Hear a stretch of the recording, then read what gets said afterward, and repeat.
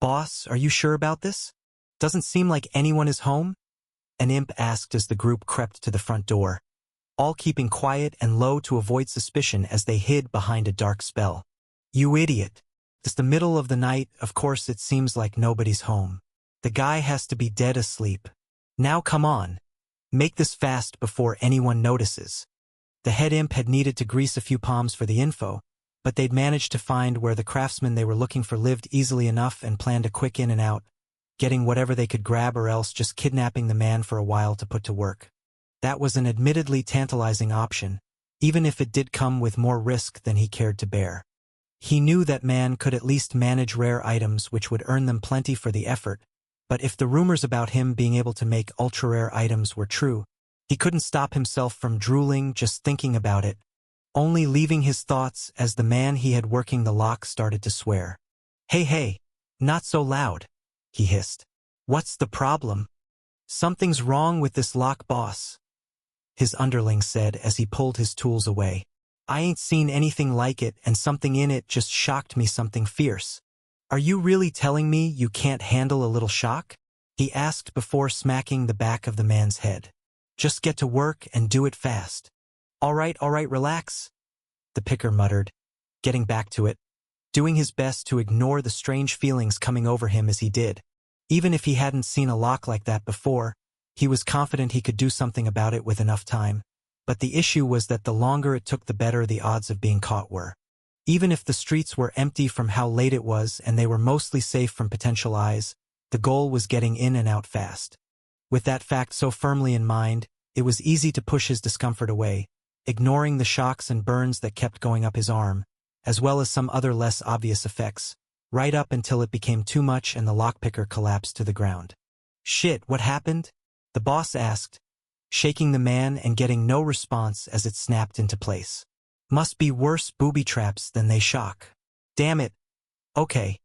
Change of plans all. We're getting in a bit rougher than expected." Having one man knocked out was annoying. It would mean they'd need to waste the energy on carrying him back. But with 4 others they were still in a good condition to get in and out, so he opted to take an approach with less finesse, sliding a wedge between the door and the frame before giving it a powerful strike with a hammer, breaking the lock and letting themselves into what they found to be a dark and empty hall, not knowing what else they'd just activated for the act. The imp boss kept his ears sharp, trying to stay alert for anything, and thought he heard a sound only moments after entering. He turned to his underlings, ready to signal them to move if need be, only for the floor to fall away in the same instant he did, all of them falling into a small, tight hole with short screams coming despite themselves before getting back under control. Seeing their situation, the only thing they knew was that they were in trouble as the one in charge got up, kicking off one of his men that had landed on him before rushing to give out orders. "Fuck. Who the hell puts a fucking pitfall into their home? Okay. Boost me out. This has gone south way too fast and we need to RU-dash." Before he could finish, another enchantment activated. An air one, blowing a fine metal powder out of minuscule holes in the walls that none of them could originally see, covering their skin and getting breathed into their lungs as they all instantly felt the effect as the fine morbusal dust ripped their mana from them, making them all collapse back into a pile out of mana exhaustion as an alarm went up. Vulker stood at the back of the house with his 2 friends, each of them mentally preparing themselves for what they were going to do. It hadn't been hard to find the Apostle's house.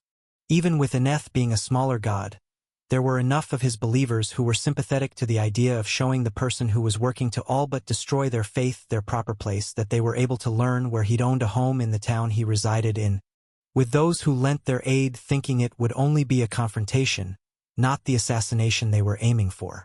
As he firmed his resolve, ready to do what he felt he must, he placed his hand on the back window, drawing a deep breath as he looked to his companions one final time. "This is it, your last chance to get out of this. Go back to your families, live your lives, and pretend you were never here. I can do this alone." "Don't be a fool," one said, placing a powerful hand on Vulker's shoulder. "We're in this together. We've come too far to quit now," the other agreed. "I've made my peace and already split my belongings amongst all I want, having them anyway. Now stop trying to scare us out of it and let's earn our martyrdom already." He couldn't help but smile at his two old friends, both so willing to see things to their bitter end with him, all for the sake of their god, and it gave him the strength to renew his determination as he went to break the window, only hesitating once more as they all heard the sound of a quiet bang before they did. Casting their eyes at each other, without words they rushed to move as fast as they could. Thinking the man they wanted must have been up so late into the night, and they threw themselves through the shattered edge one by one, rushing to get to the door out of the empty room they found themselves in, only to end up running face first into a clear barrier, crashing to the ground at the same time that first alarm began to ring so loud that none of them could hear each other if they wanted to, followed by another, just as loud but different in tone. Volker felt his eyes widen as he processed things. He didn't know how, but the owner of the house must have gotten word and laid a trap for them, and given what they all knew of his personality, none wanted to discover what would happen if they became the prey. With one mind they all bolted back to the window, the adrenaline keeping them from immediately feeling the dark enchantment affecting the room as much as the barrier one did, as they found their only other way out just as blocked, the transparent layer of magic only letting things in from one side. Can't end like this. Think. But as much as he pushed himself, Volker saw no escape, and as the two beside him eventually collapsed to the floor, he came to know that his goal of freeing his god from the wretched wrath of the Church of Myriad had failed before it could even begin, as the darkness finally took him. So that's some of the finer aspects of soul structure, but as for how the summoning spell interacts with it, Hellori trailed off as she spoke to Ben, getting a distant look in her eyes before addressing her would-be student. And it looks like you're about to be woken, so we can continue this later. What? Ben asked, but before any answer could come he felt himself being shaken awake, his mind coming down from his god's realm to reside once again on the mortal plane, finding Thera standing above him. Oh hey! Missed me so much you couldn't wait till morning? He tried to joke since nothing about her expression made things seem serious, only tired as she just shook her head. Ben, why is your house screaming? What? As he shook off the last bit of sleep that came with his body resting, it was easier to notice what she was talking about. The distant but still loud sound of sirens going off down the street, at a volume that was penetrating the thick walls of their home. Either something went wrong with my enchantments that caused them to go off for no reason, or it looks like someone was trying to rob me. Myriad, what's it look like? Oh shit. Hearing that, he didn't stop to explain what was happening to Thera, instead rushing down the street where the house he owned stood. A large crowd gathering in front to try and understand what the commotion was, as it looked like one of the town's guards was trying to enter, as only the smallest part of Ben noticed something wrong with the alarm going off. The fact that it was actually two of them, marking two different locations. Stop! He yelled out, trying to get his voice to reach over the volume, and seeing it work as many in the crowd turned to him as he pushed past, getting to the front door. Sorry everyone. I'm the homeowner. Just let me turn things off before anyone goes in. One guard whom Ben had seen before, someone who had been working to deal with the crowd who had come to try and either recruit him or take orders from him, stepped forward to try and find out what was going on. So I suppose you have a good explanation for this? Ahem. Yeah, long story short, it looks like someone was trying to rob me and it set off some defenses. Give me a minute. He had made sure to set up a way to activate and deactivate his enchantments from the outside, with where they were deactivated needing to be done at a different point each time to keep anyone who saw how he did it the first time from using it against him. He was rather proud of it too, he just hadn't expected to actually see that design put to use so quickly as he turned off the alarms only, not bothering with the ones inside as he went to explain what happened, both Thera and Sonia coming to his side soon enough. So it looks like someone broke into the front as well as the leftmost back room, he explained.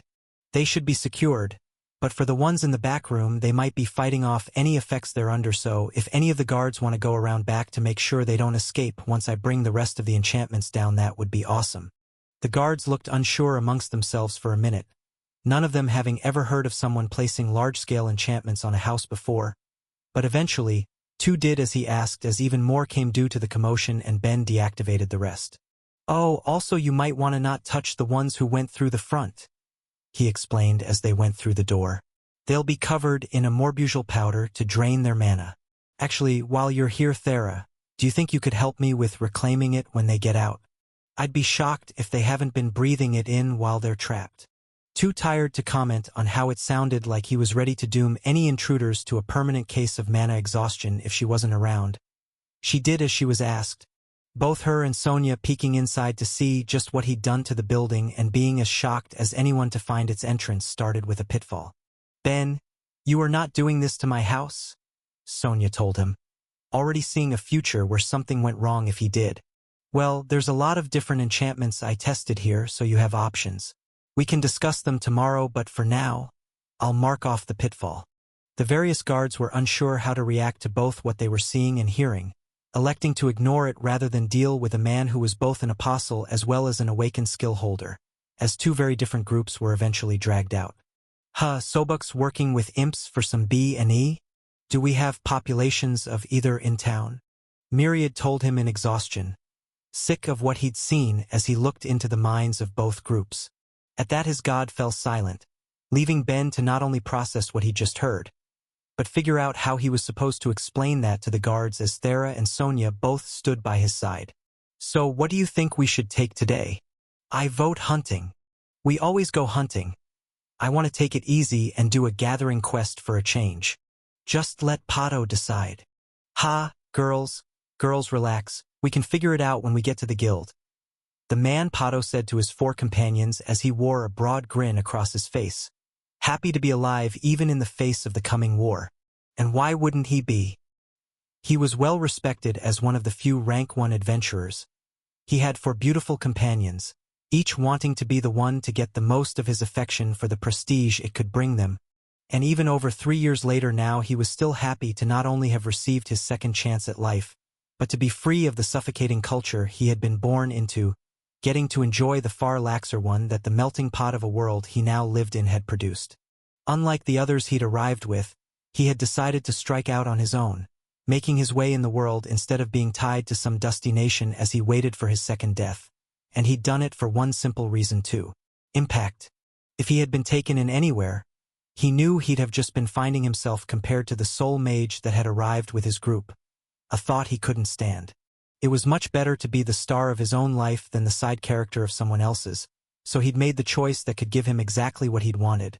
And since then he'd done nothing but thrive as he completed quests and raised his fame. "Pato!" called out the guild worker the moment he and his group came in, waving him down with zeal as he tried to return it with his most winning smile.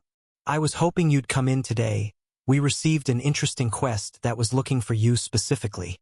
I get plenty of those caxi," he told her, waving it off. "So is it actually interesting? Or just something the guild's trying to tempt me with by dressing it up as interesting?" "I mean, it might be interesting," she told him, leaning in close. "A couple of Deep Woods expeditions have found something bizarre, and we need someone to look into it. Well, both of them actually, 'cause there's 2 and you're the only one in the guild with an awakened space magic. Do it for me?" She batted her eyes at him as she always did when she wanted to be playful and pulled a laugh from him. "Tell you what, I'll do it if you grab drinks with me this week. What do you say?" I'd say your companions look ready to shoot death rays from their eyes at the thought. "Bah! They knew they'd have to share me when they joined up, and how could I not want to share some company with a beauty like you? What do you say? All it is drinks." She pretended to think for only a moment before giving in. All right, just drinks for now so long as you work hard on this investigation," she told him happily, fine to take the date and even happier knowing the task would get done. "Got it. I'll be back at the end of the day, so look forward to it."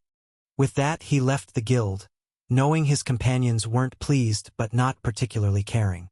He cared about them plenty, but they all knew that they wouldn't have gone for him if he didn't have his awakened skills, so he had no issue with flirting with others in turn. He wasn't out looking for true love. After dying once, he just wanted to have the best second life he could. As he opened another hole in space, they found themselves close to their first destination, and immediately they could tell something was wrong. Pato may have had the least experience as an adventurer in his group, originally only being valuable for the power he provided, but after a few years of work in the field, he was able to sense something that the others could put into words.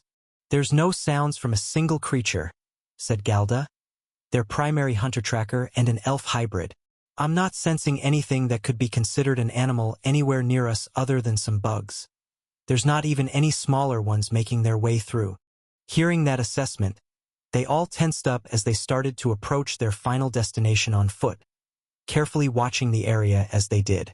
None of them knew what to expect, but there was no reason for any area of the untamed lands to be so uncomfortably empty, so completely devoid of any life but the plants around them. Pato kept himself at the ready, prepared to either fight or escape with his spatial magic, depending on what the circumstances called for.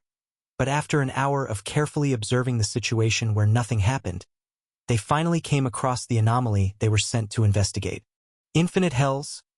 One muttered as another grasped their hands together and began to pray as Pato could only stare on, trying to make sense of just what they were seeing. It wasn't that it was hard to understand.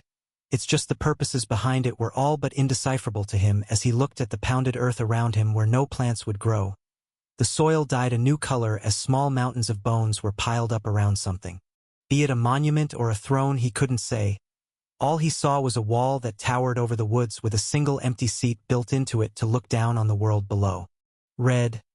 One of the girls muttered, and it took a second for Pato to even register it. What? The ground? Galda told him, looking pale as she carefully dug down into the earth. Even a foot down, it's all still red. I'd say it's more of an off-brown, he told her half-heartedly, trying to ignore his own worries and lift the mood while at the same time having no clue where she was going with that considering all else that there was around them. No. If you can use your nose you can tell. This was definitely all red. What's she going on about in all this? He asked himself until he did as she said and smelled the air, understanding immediately. It was blood.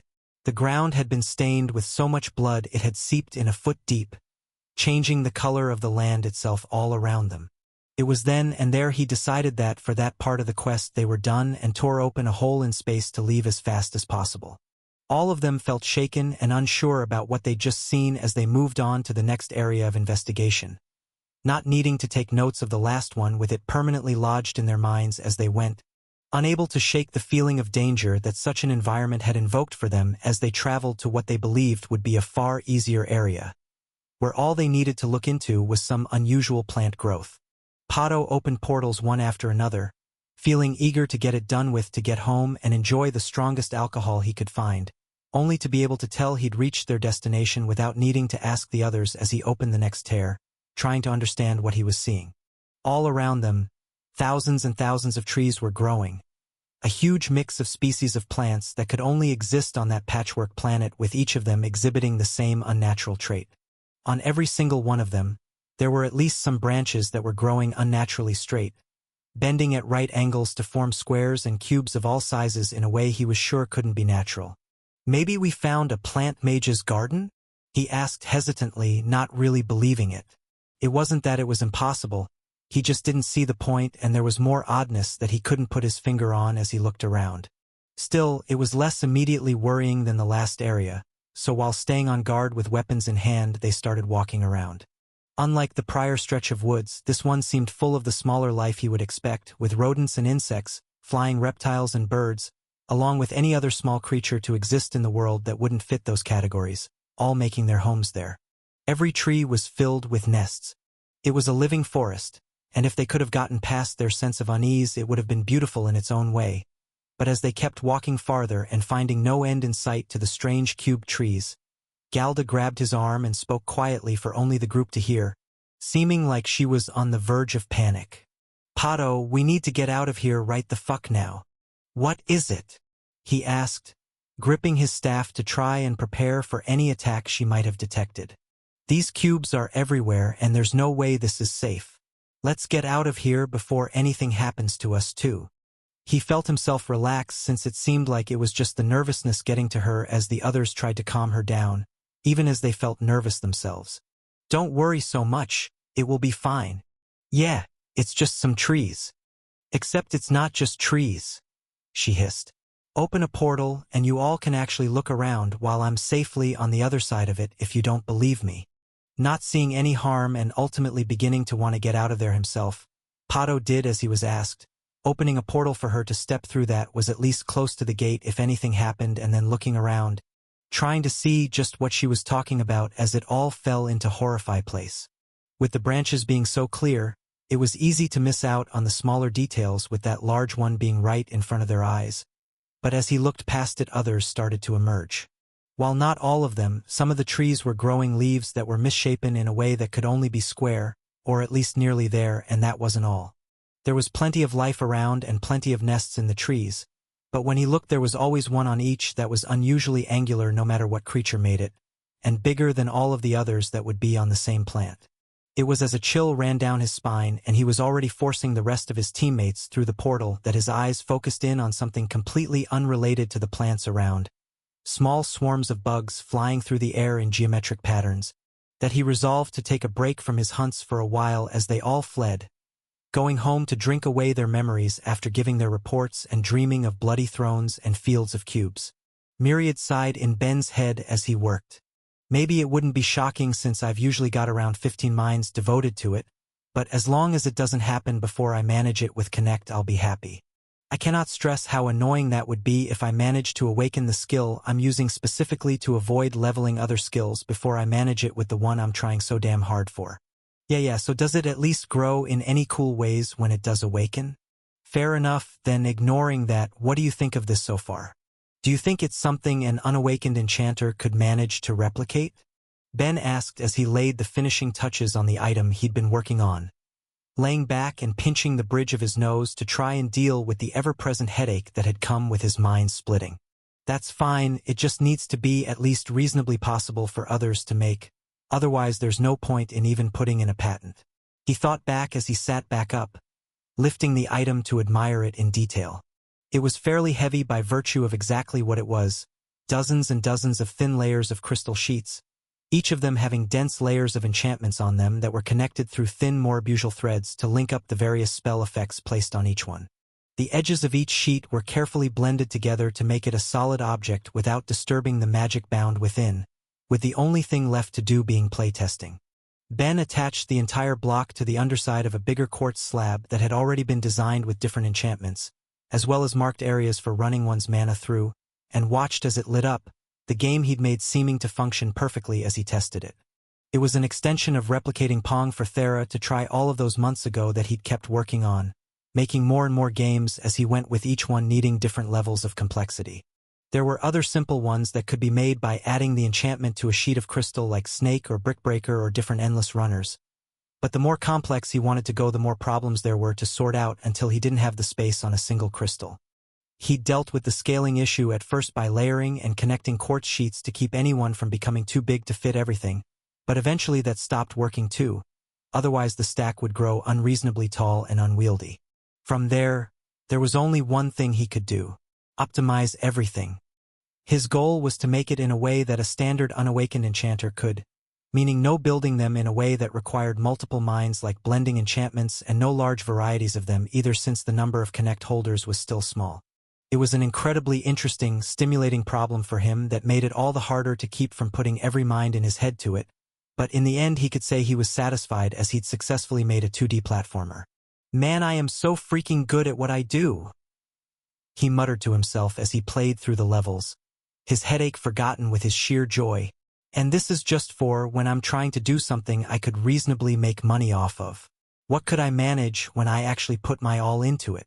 Something to think on, for if I ever take Summoned Enchanter, the name would at least hint I'd get good experience from making things from my old world, right? What are you talking about, Myriad? I slept without going to your realm not too long ago. Hey, it's fading on its own. Fine, you win. I can't right now and you know it, but I promise to tonight. Okay? After making breakfast for Thera and Sonia, Thera walked up to him, placing her hands on his cheeks as she ran a variety of spells through him and looked at him with concern. You didn't sleep last night? Yeah, I got a little too invested finishing my last project. But it's done, and I already promised Myriad I'd sleep tonight too, so no need to worry. All right, and the headache? Still there but getting better. I'll live. She bit her lip as she looked at him, deep in thought and far from comfortable that he was still feeling the aftereffects from leveling parallel thought. Maybe we should visit Vividus, she eventually told him. We could bring my dad to make sure she doesn't try anything funny while she has a look at you, so it would probably be fine. Don't worry too much, he told her as he leaned in to kiss her goodbye. If it hasn't gone away in a couple more weeks, then we can start off with visiting Lux instead. I was already told it's likely just my body needing time to adjust to the massive change, and in the grand scheme of things it hasn't been that long. MMH, I don't know. Even if I'm not 100%, it has been getting better, so there is progress. Instead of worrying about that, swing by the shop when you're done later. I'm going to need to test something, but there's a non-zero chance it tries to kill me. He'd meant it mostly as a joke, no matter how accurate the statement was, but it left Thera burying her head in his chest. How can you be so unbelievably stressful? Part of my appeal. I won't do any of the dangerous bits till you get there, and honestly, I might not even be able to get to that point by the time you're done. I still have a lot of work on it to do. Fine. Just don't go getting yourself killed while I'm not around to patch you up. After unintentionally yet successfully adding a new point of stress to Thera's day, they both parted ways, each off to their various tasks. Ben's first stop was popping by the Adventurers Guild, meeting Cecily and handing over all of the information he needed to for the patent of his latest game. But from there it was back to the shop where he was invested in finishing up a month-long project. He'd learned a lot while making an arm for Kelf, and he needed to see just what he could do with it to meet his future goals. From there, it had been days of working on designs, creating and experimenting with different composite materials with his magic, and finally constructing the various parts, making what felt like miles of artificial muscle fibers, composite bones, and a skin substitute, with it finally being time to put it all together. The ambidexterity that had long since merged into his crafting skill was showing its continued value as he cut materials with one hand, casting his magic with the other as half the minds in his head focused on putting everything together and constructing the enchantments for it. It was proving to be long, grueling work, but it at least had the benefit of not needing to replicate any organs within it, meaning he could use the space for other redundancies or to lighten it overall. With the biggest drawback being that this is nothing like how Inox's body was put together, but I can only use what I know, I guess. It was when it was done, the form resembling that of a stone ape before him, that he let himself sit back and rest, none of his minds doing anything but meditating as time passed till he eventually heard the door open. When he turned to it, he'd originally just been expecting Thera, but received a pleasant surprise in the form of who was with her. Falk, good to finally have you back. They kept you for the long end of things, huh? It was busier than expected. More important than that, boy. How long has it been since you've been asleep? What? I missed last night, why? You look like crap, and I've seen you go a lot longer without rest to be looking that bad with only missing a single night. Damn. There goes my hopes of a touching reunion between teacher and apprentice, Ben muttered as Thera spoke up for him. He's already promised to get some proper rest tonight, Uncle. Don't worry.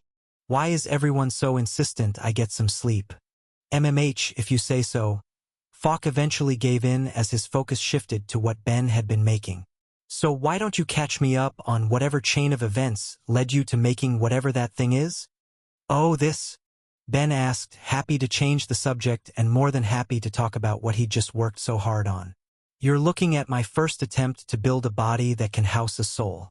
Actually, perfect timing. In case anything goes wrong, we should probably go to the training grounds before I shove a soul crystal into it.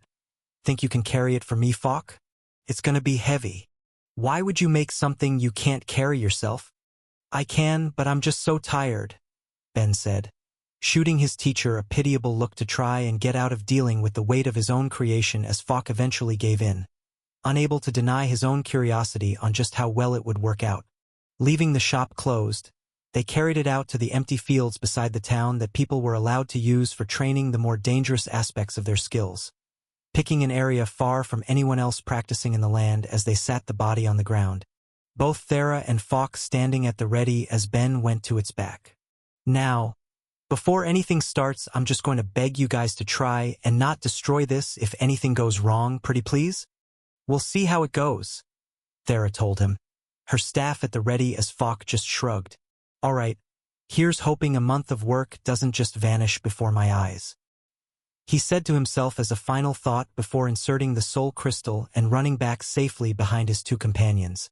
As they all watched and waited for anything to happen. They stood in cautious silence, all of them waiting for something. But as the seconds ticked by without a change, Ben couldn't help but wonder if he'd done something wrong. If he'd messed up in the design of the body or enchantments on it in some obvious way that was keeping it from doing what he knew it should have, with that fear changing to elation as he watched a single finger twitch. It was a slight movement, so subtle he would have thought he'd been seeing things if it hadn't continued, with other parts beginning to twitch and spasm as well as the minutes ticked by, with exactly what was happening slowly dawning on him. It needs to figure out how to use the body. Of course it does, you idiot. Not only did I make a body that doesn't match the shape of the original, there's no way using something made of metal and enchantments is anywhere near the same as something that's flesh and blood. Still, it's working. Rise, my creation, rise! He yelled out, getting far too into it as Thera looked back at him in concern. I knew there was something wrong with your head. Hey, let me be excited about this. Look at how freaking good I did. But can it even hear you? Falk asked, less concerned about Ben's enthusiasm than he was about the practical aspect of trying to give it an order. What? Of course it can hear me, He trailed off as realization dawned on him. He hadn't figured out and designed any way to let the body perceive the world. He hadn't even considered it. He knew ghosts were able to comprehend their environments through the mana in their souls, and he'd spent the entire time he was designing it thinking of it as just that, a soul. With that realization, he slumped to the ground, all but crushed by his feelings of defeat and the daunting task that still lay ahead of him. Oh my fucking God, I need to make this thing sensory organs. How am I even supposed to do that? Where would I begin? Wait, does this mean I need to make some sort of artificial brain to process information? How? Ah God. I thought I was halfway done, but I still have so much freaking work left and don't even know where to start. Ugh, and then there's eyes specifically. Eyes are going to be so hard. Maybe I could do something with a high-level clairvoyance enchantment, but that's a whole other issue and... He continued on for a while, talking to himself as he was lost in his own world of ideas, feeling crushed as the scale of how much farther he was from where he thought really kicked in as he eventually got up to take the soul crystal out of the now flailing machine, unable to even orient itself since he hadn't considered the need to give it a sense of touch to do such a thing. Alright, next time I'm scaling this down.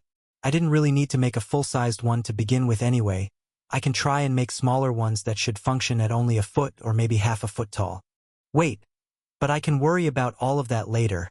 Since this was a bust, I need to put the rest of today to my other project. At the words other project, Falk couldn't help but perk up. You've been working on this for a while now, boy. What could be so important to actually pull your mind off it? Despite his current failure weighing on his mind, Ben couldn't keep himself from grinning at the question. Just gotta see if an idea bore fruit. While Falk carried his failed prototype back to the shop and Thera joined him to catch up after not seeing her uncle for a few months, Ben ran back to the home he'd bought for the sole purpose of using the yard and threw open the greenhouse door, seeing the plants that were there to greet him. Of the 5 he'd planted, 3 were bearing fruit and ready to harvest to at least some extent, even if he had taken a few days before feeling comfortable with that assessment. The issue was that each tree was being forcibly possessed by 2 souls, with one being that of a god and the other of a demon, and the effects it had on them meant judging the fruit each bore by regular standards just wouldn't work. Sure, they resembled what they were meant to look like, but each had a subtle red tinge and a slightly scaled look that wouldn't be present in any of the plants he'd bought due to the beast form skill acting on the demon souls, with the effects of the god souls being stranger still. Ben knew full well that the gods who he'd killed and were currently being put to use in the name of his experiment had all come from radically different worlds, and he had no clue what any of them had originally looked like, but the effects on each plant were obvious. The fruit of one was growing far larger than it should have, while the entire plant of another was unusually cold, not enough to freeze it or the soil around it, but enough to keep water in the soil longer, meaning it needed a different watering routine. Of the other 3, one would give off a subtle light in its leaves. Another took on a chitinous look along with the scales of the demons, making both more pronounced overall, and the final was taking an unusual spotted pattern that almost looked like eyes. It was exciting to have such a clear indication that he really had captured the souls of the gods, even if his sacrilege was telling him as much when he looked at the plants, even without the more vivid differences, but he didn't stop to admire them. Instead, it was finally time for his harvest as he opened his bag and greedily grabbed every piece of ripe fruit he could see, shoving it in without any care as he worried about sorting them later before running out without a second thought, rushing to Sonia's to get the bike he'd left there so he could return to the shop all the faster to get to work. "Oh, infinite hell's boy, is that what I think it is?" Falk asked when he saw what Ben was sorting out on an empty table. "Yes. I'm going to try and make the same thing as before, so it's actually great that you're back. Would you do me a favor and make me a mithril solution again while I prepare the rest?" He didn't wait for his teacher's answer, instead running to grab the alchemy tools he'd need as he began squeezing the juice out of each fruit, keeping them separated by type to test whether they'd give different effects based on the plants and gods they came from. "You know, it was shocking enough when you first told me you were doing this, but to see you actually put it into action," Thera said as she watched, trailing off in the end as words failed her. "You really will do anything, huh? Hey, come on now. You make it sound like I'm doing something wrong. But you're... No, forget it." Even if it felt wrong, she didn't know where to begin when it came to actually expressing why, and since it could act as an extended punishment for the gods who may have doomed the world she lived on, she wasn't going to argue too hard for their sake. She'd just think of it as the ends justifying the means and leave it at that. "Cool. I guess I shouldn't be tasting any of the fruit right now since I'm going to be seeing if the potions have any effect on my attribute growth later. But I'll have to snack on a few tomorrow.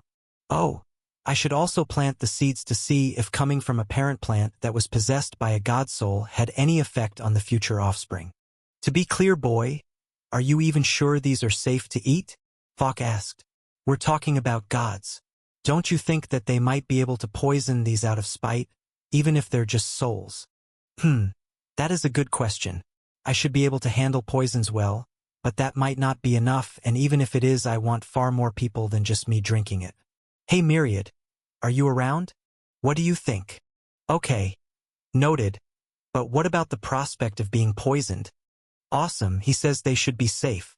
That still sounds less certain than I'd like if I'm going to have any," Thera told him, backing away from the drinks for the time being as Falk looked at the potions he was making. "I suppose I'll take the risk if Sonia doesn't mind me sleeping in your living room tonight. I'd rather have a couple good healers around if anything goes wrong. I'm sure she'll be thrilled. We'll have to let her know there will be another mouth for dinner then. That just leaves one more person to drink a potion." He trailed off as he thought about who he could ask that might be discreet. His first thought was Sonia, but he didn't really want her having one just yet on the slim chance something was wrong, so then who did that leave? He could have asked Sakhel or tried to force it on Sko. But they were all still in the woods helping the demi-demons. So among his acquaintances in town, who could he turn to? "Do you think Cecily would want to try one?" After he and his teacher downed their own without feeling any immediate negative effects, Ben raced to the guild, knocking on the guild leader's door and getting a quick answer. "Come in," she said, only looking up from her paperwork as he entered and wearing a very tired expression. "Ben, if you're going to tell me you have another patent already, you can go back. Even with all you fill out, it's still such a pain." He was the only one in town that made her work in the capacity of a craftsman guild head to such an extent, an area that was far from her expertise considering she got the role for her work as an adventurer, but she was able to relax slightly as he came not with more work, but an offer. "Nope. I was just wondering if you'd be willing to test something for me," he told her casually as he worked out just how much he wanted to explain. "Like one of your bikes again? Or maybe a weapon?" she asked, her eyes lighting up as he shook his head. "No, nothing like that. A potion." "Oh," she sighed, visibly deflating. "I'm willing, but no offense. Can't someone else help you?" "Ah, well, that's where it gets a little complicated. See, it's something I want to keep a secret for the time being, and there's a small chance it's going to be poisonous." "You're losing me. But also a chance it will act as a strengthening potion. And you've regained my interest. What attributes will it strengthen and for how long? If it works, all of them and permanently." As he said it, the pen fell from her hands as her mouth hung open before she got herself under control, grabbing her head as the edges of a migraine started to form. "Fuck. That's going to be even more paperwork than when you solved the passive magic issue. Isn't it? Actually, no, he told her, easing her worries. It's complicated, but this isn't really something people other than me can take advantage of at the moment. Oh, is this an apostle thing or an otherworlder thing? She asked before a look or realization dawned on her. And is this why I started losing to Sonia in all of our spars? It's technically not because of this, and let's call it an apostle thing for now and leave it at that. Either way, it could also end up doing nothing. Me and Falk have both had some and didn't feel any immediate effects, but that doesn't mean there won't be any later, and I need a third person just to tell me if there's any change to their status and if there is how much of one, so I can know the overall effect to expect based on ingredients. If you say no, it's not a big deal though. I'll just need to put off testing for a while before I can use it on myself. She hesitated for just a minute.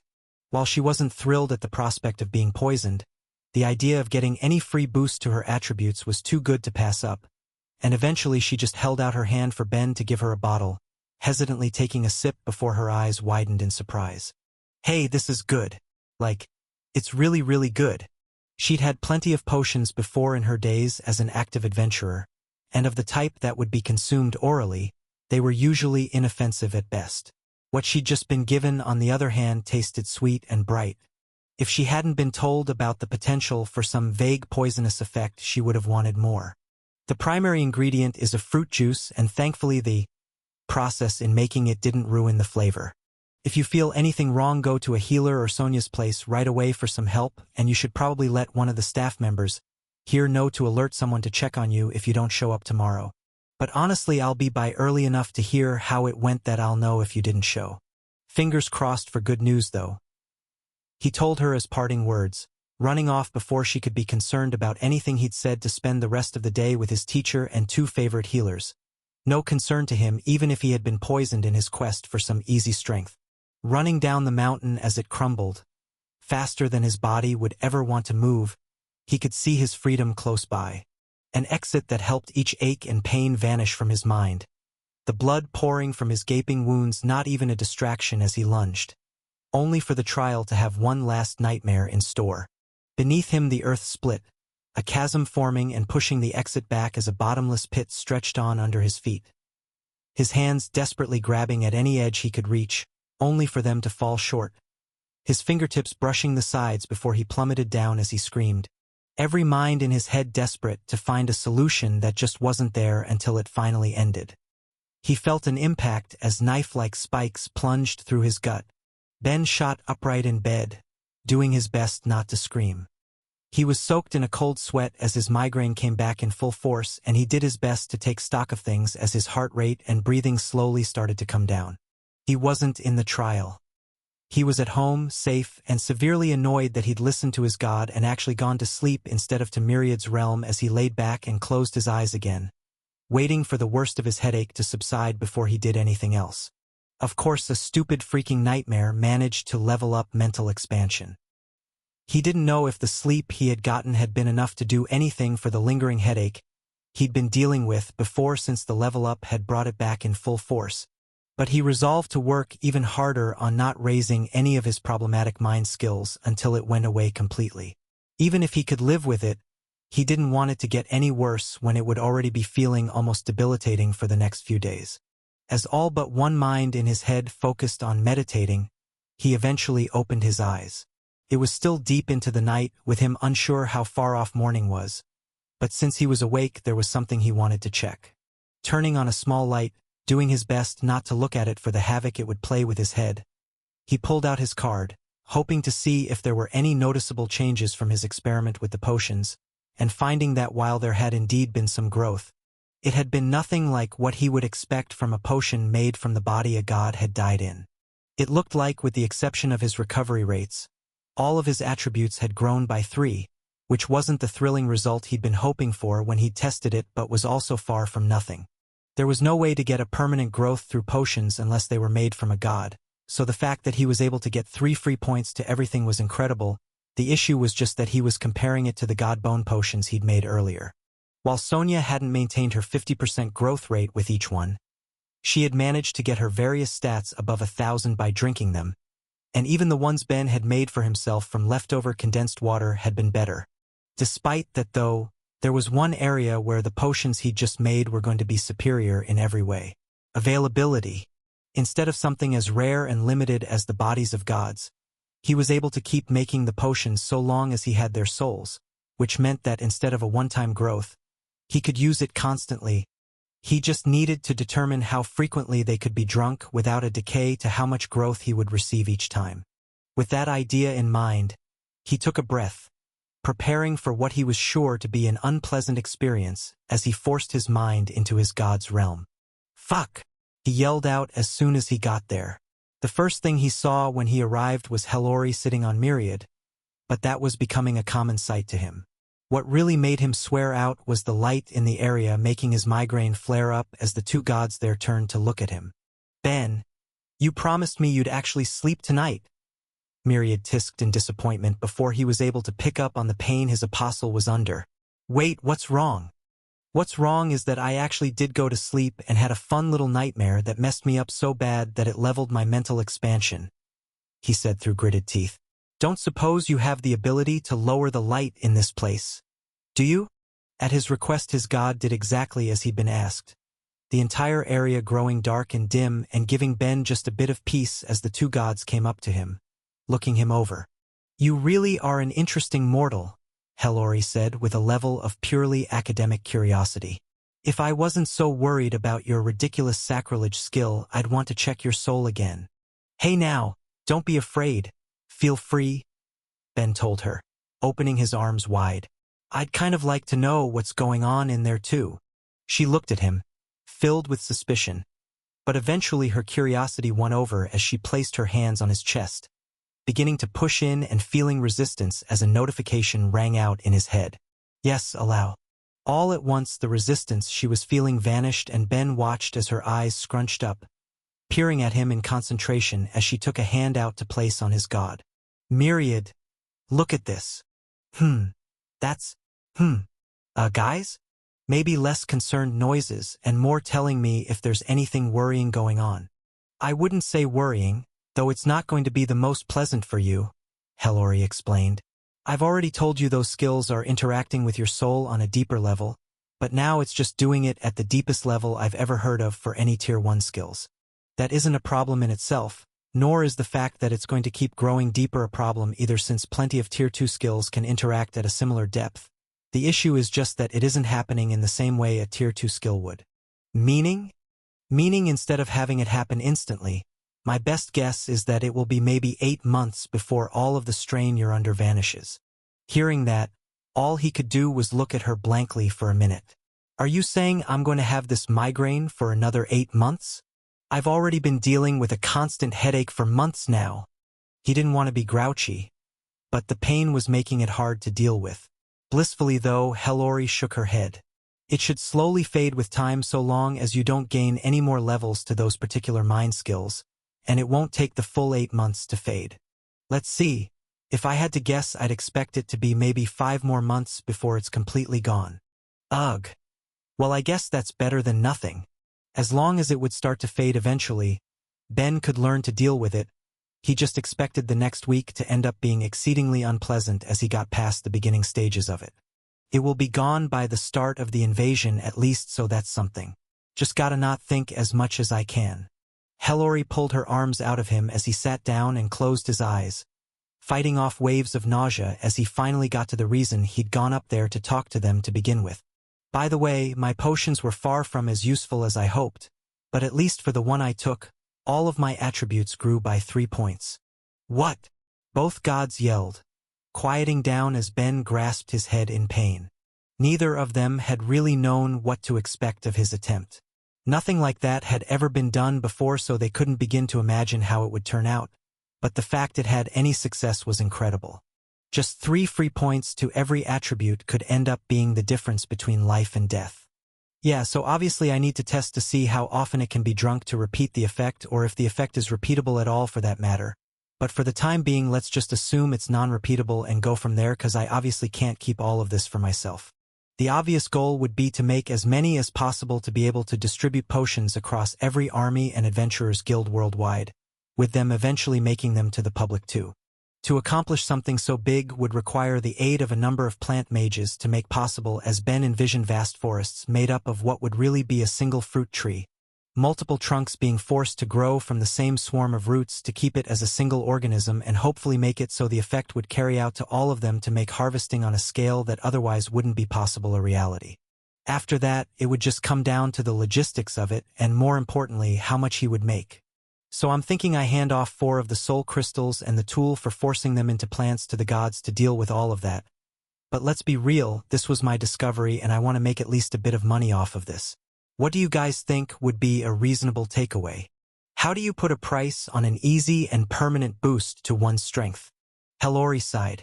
With the scale you're thinking of, the availability is going to be fairly wide, but anyone would still pay a fortune to receive such a thing. In favor of not bankrupting the planet for this, I'd say keep it to around 10 times the guild recommended price of a lifeblood potion, no matter how ridiculously cheap that is compared to what's being gained. Ben felt dollar signs filling his eyes as he heard that when his god spoke up. Or you could consider the fact that you're already wealthy and go lower instead, Myriad almost begged. Ben, I agree you should be paid properly for your work, but you don't need the money that badly, and at this point, it would basically be war profiteering. Please, let's go for half a lifeblood potion instead. You'll still make a fortune off it, and going for such a reasonable price should go a long way towards making some of the gods that view you less favorably see you in a better light. He wanted to dismiss Myriad immediately. This was his discovery. Why shouldn't he make what such a thing was worth? But in the end, he pushed that greed away. Myriad was right, plain and simple. The fate of the world was at stake, and it would be outrageous to try and profit so much from that when he wanted as many people as he could to have access to it in the end. So fighting against the part of him that wanted to see him grow all of the profit there was to be made, he instead gave in. All right, sounds good. In that case, would you both do me a favor and work out things with the other gods? I don't think I'm going to have the patience for anything like that. Plus I need to find out the results for Cecily and Falk. Maybe make some sunglasses to deal with the light, work on my robot body. Scratch that. Sunglasses, then hiding in a dark room for a week where I'll practice my enchanting in peace. Yeah, that sounds like a fantastic plan. After an early morning of doing exactly what he'd planned, going to the shop before the sun rose to make something that could act as sunglasses to help keep his migraine down, stopping by the guild after to talk with Cecily, and then waking up Falk to learn that they'd both only grew by 3 points in their different attributes as well, and finally making a simple breakfast for everyone as he awkwardly explained the level he'd gained in his sleep, along with his intentions to hide away for a week until it started to calm down. Ben then went to his room and spent the rest of the day working on adding enchantments to his 3 mithril bracelets for practice, not using more than 10 of his mines at once to try and keep the pain down and his mood up as the hours passed in relative peace. He couldn't deny that it was boring. The very act of not thinking was taking a toll of its own when all he wanted to do was at least dive into his thoughts for whatever bit of stimulation he could get. But he resisted the urge the best he could, or else he risked not only dealing with even more pain, but the experience his various skills might gain. Definitely not taking another enchanting job till this is all sorted out. I kind of ignored it before when Thera was telling me no mind jobs, but the enchanting branch does give me bonuses to all skills, and it seems like pretty decent ones at the moment too since I've gone beyond the master path. Definitely should have considered that when I took it. Still, it was too late to regret his choice when he was in the middle of it. He had no intention of changing it out when he was so far along and losing the bonuses he'd gained, even if those same bonuses had the potential to lead him into even more pain depending on how they were used. Instead, he changed to trying to think of any solution he might have before being distracted by a gentle knock on the door, Thera doing her best to be as quiet as possible before letting herself in. "Hey!" she said softly, trying to hide the growing concern she'd been feeling since she'd learned what happened. "Hey, what's up? Brought you a snack and some water since it doesn't seem like you've eaten. You should have at least a bit before you go to sleep," she told him as he sat up to take the plate before she slid behind him and wrapped her arms around him. "If you're feeling lonely, I sure don't mind the company," he tried to tease without getting so much as a giggle in response. "No, I'm feeling like practicing my magic on you to see if I can do anything to help at all. Don't worry, it will probably be fine. I mean, I wasn't worried till you said something. Just out of curiosity, what are you trying?" I spent the entire day at the clinic using my mana examination to try and look at different species' brains to try and get a bit of a reference for what's wrong with yours, to the point I even leveled it up. Obviously, it's not as good as having another human for reference, but aside from the amount of stress your brain is under, I think your skills are altering it too. Oh joy, another thing to worry about, he said dryly. I don't think it's actually a concern. Well, hopefully not, at least. It just seems like your brain is becoming unusually dense compared to pretty much any other race I've seen. So rather than treat this like treating strain, I'm going to treat it like an injury where your cells need to heal to see if that increases the density and gets you better faster. Of course, this is your brain we're talking about, so I get not wanting to do something like that since messing up would be beyond worrying. But on the other hand, everything I'm seeing is already worrying, and I'm 90% sure that if I'm wrong then nothing will happen. He could see that this was coming from a place of concern and agreed without a fight. In that case, magic away. Who am I to argue with my primary healer? Having agreed, he let himself lean back on her as she cast her magic, enjoying her company in a comfortable silence as the time passed until she needed to go. Any better? Honestly, not sure, he admitted. Any change to my brain might not be enough compared to whatever needs to finish happening with my soul. MMH, well, I'll keep trying for the rest of the week. For now, get some sleep, Ben. You probably won't get another level like that, so it's healer's orders. All right, will do. Have a good night. He leaned back in bed and closed his eyes, having no desire to sleep after how it had gone the previous night, but wanted to risk it anyway as a means of escaping his headache. He felt it coming to him easily too.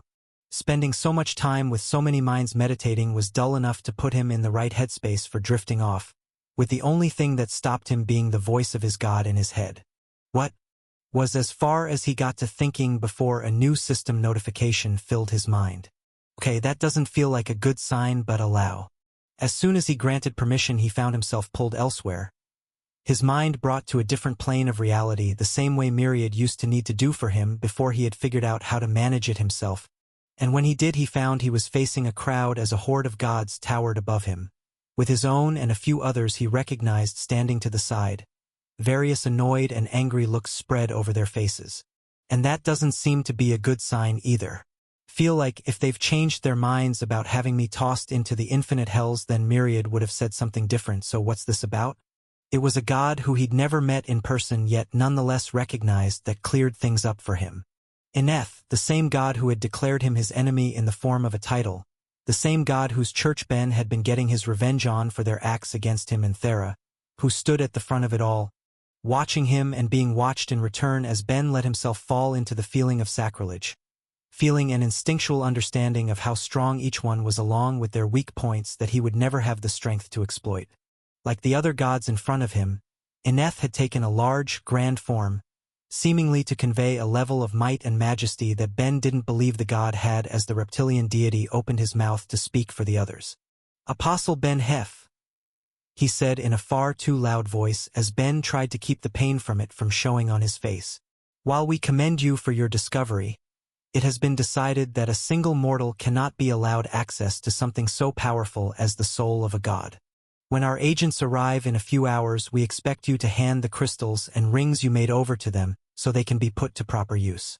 There are simply some things mortals shouldn't be playing with. Suddenly what Myriad had requested of him was making a lot of sense, but he didn't even pick up on his god crashing to the ground when he saw the change in Ben's expression. He was too lost in his rage, the feeling only being amplified with his migraine. As much as it would have pissed him off, as much as he would have fought against it, he could have seen the argument that those were things he shouldn't have access to. He knew there were differences between a soul that had achieved godhood and a soul that hadn't that might make it concerning for a mortal to just possess. But if it was a problem, that was something that not only should have been addressed when he'd first gained them, it was something that had nothing to do with the tools he'd made to force them to inhabit the various fruit trees he'd bought. The fact they were demanding those as well pointed to one inescapable conclusion. They were still planning on going through with what he suggested, they were just cutting him out. So this is how gods act, huh? They want something, they just take it. Ben spat, rage in his eyes as he couldn't believe they were even bothering to try and dress things up as them doing what was right. That's the sort of being that all us lowly mortals are supposed to be giving faith to? Someone that will see something shiny in the hands of another and go to grab it for themselves. This isn't just any random thing, a different God said, speaking out to hide the feeling he and many others were picking up from Ben. A feeling they couldn't understand but knew they didn't like. We're speaking of divine souls. Oh yeah. You were all clamoring to get them before now, weren't you? He responded, voice dripping with sarcasm. Just an absolute coincidence that this little meeting is happening after I've found some use for them. Isn't it? You can't keep something like that for yourself with the world at stake. Another told him sternly. Mortal greed can only know so much before responsible parties step in. I'm sorry. Keeping for myself? Mortal greed? Fuck you. He told the crowd, seeing the expressions of each god warp to hear such a thing from a mortal for what was the first time for most of them. That's not even worth dignifying with an argument. You know exactly how I was handling it, and you should all know that it was beyond reasonable. The issue here isn't the greed of mortals, and the fact you try to paint it as such is all the more disgraceful for anything that calls itself a god. By now, the feeling Ben was giving off was only growing more. Not enough that any god would be impacted by it, it wasn't even close to harm, but they were all aware of his rage in a way they simply wouldn't be from any other mortal. And combining that with the fact that his mind was silent to all but the three he had granted access to his thoughts, it created an unsettling feeling that didn't match the weak being giving it off as things failed to go how any of them had really expected. Even with Ben having his absurdly high sacrilege, they'd fully expected him to behave like any other mortal they dealt with, respectfully handing it over and seeing it as being for the good of the world. They didn't take seriously Myriad's early warnings that Ben viewed them all in a way no different from how he'd see a person, and they were dealing with the consequences of that as he lashed out at their attempt. It was Aneth who acted first in the face of it, being flanked by the shouts of Myriad and the others with him as before Ben could react he reached out and lifted him up to eye level, holding him tightly in his reptilian hand. In the end, it doesn't matter whether you cooperate, you unruly child. Just wait here quietly, and after our people have taken them you can make peace with the fact. It thrilled Aneth to no end to watch Ben seethe after all that had happened between the two, especially for all the damage his head church had taken. But after only seconds Ben's rage became far more contained as all of his minds flared to life despite himself, and he spoke up. Well, there's two things you need to consider, you lizard bitch. The first being that the entire greenhouse is filled with enchantments to destroy itself if anything tries to get in or out without me. And the second and more important one is this. Before anyone could wonder just where Ben was going with that, he'd vanished not only from Anetha's grasp but the realm entirely, forcing his mind back to its regular plane of existence.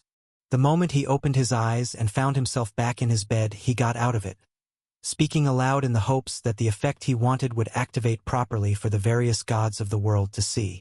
Allow all gods to see into my mind.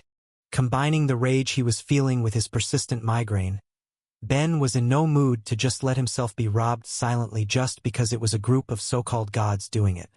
The very thought left him disgusted as he got dressed to leave, hearing as hundreds of notifications rang out in his mind from every watching deity being able to tell exactly what he was off to do. Deny all.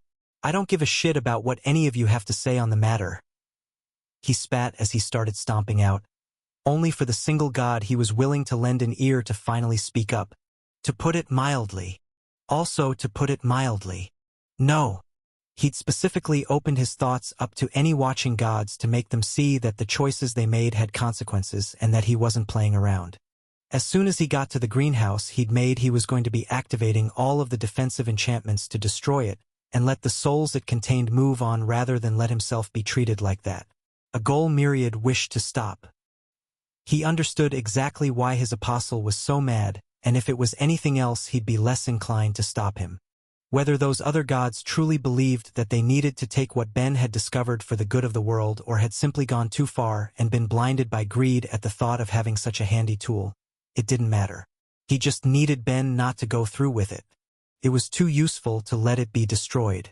Even if the potions it made could only be used a single time, that meant a single bit of quick and easy growth for millions of people, and every god knew the chances of them not working twice were incredibly slim.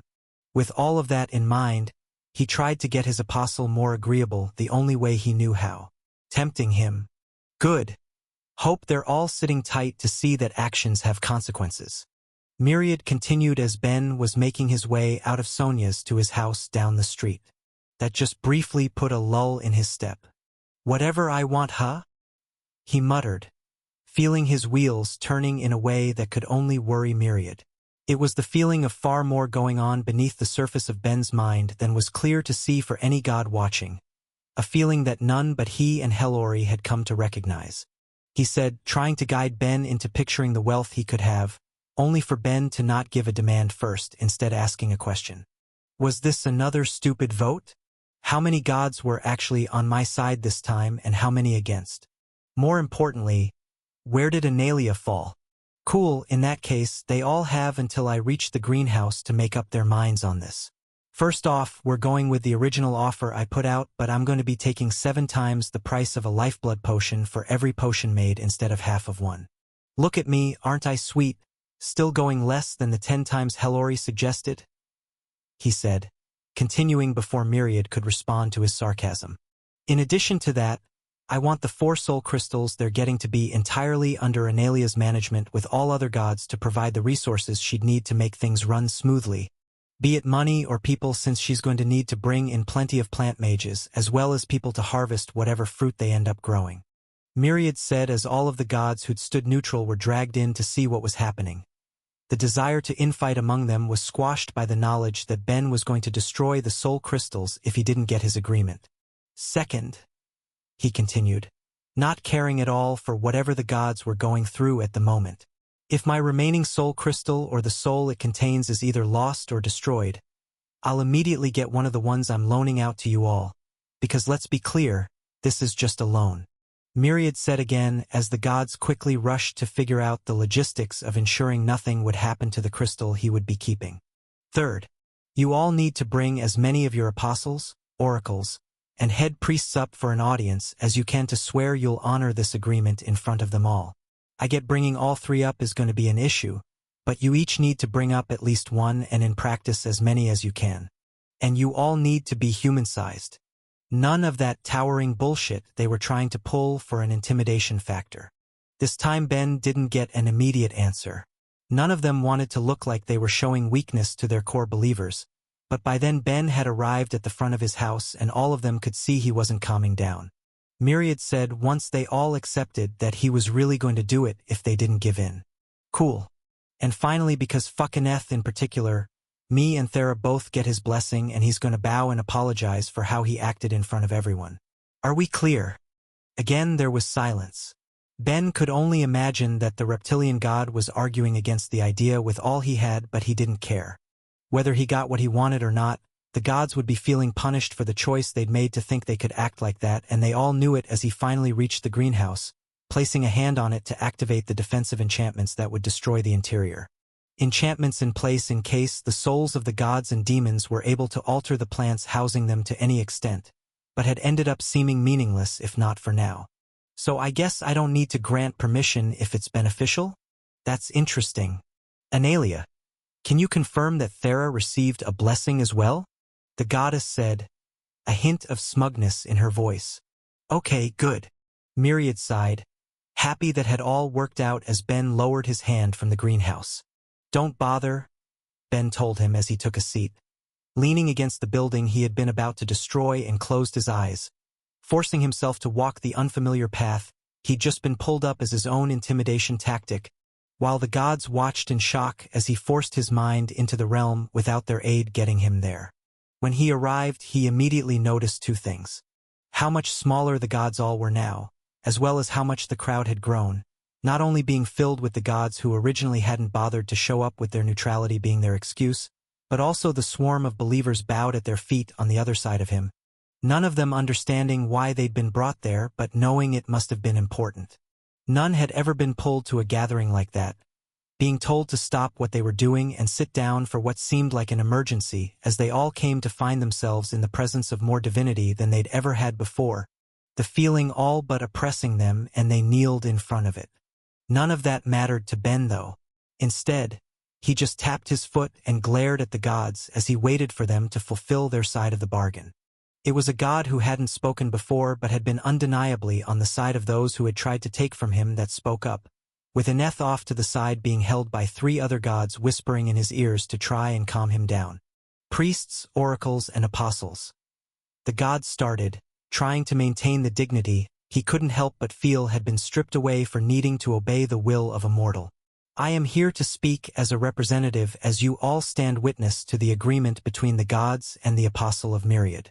In exchange for giving loaning us for soul crystals, items that can be used to strengthen the people of the world which I created and figured out how to use, which he is responsible for.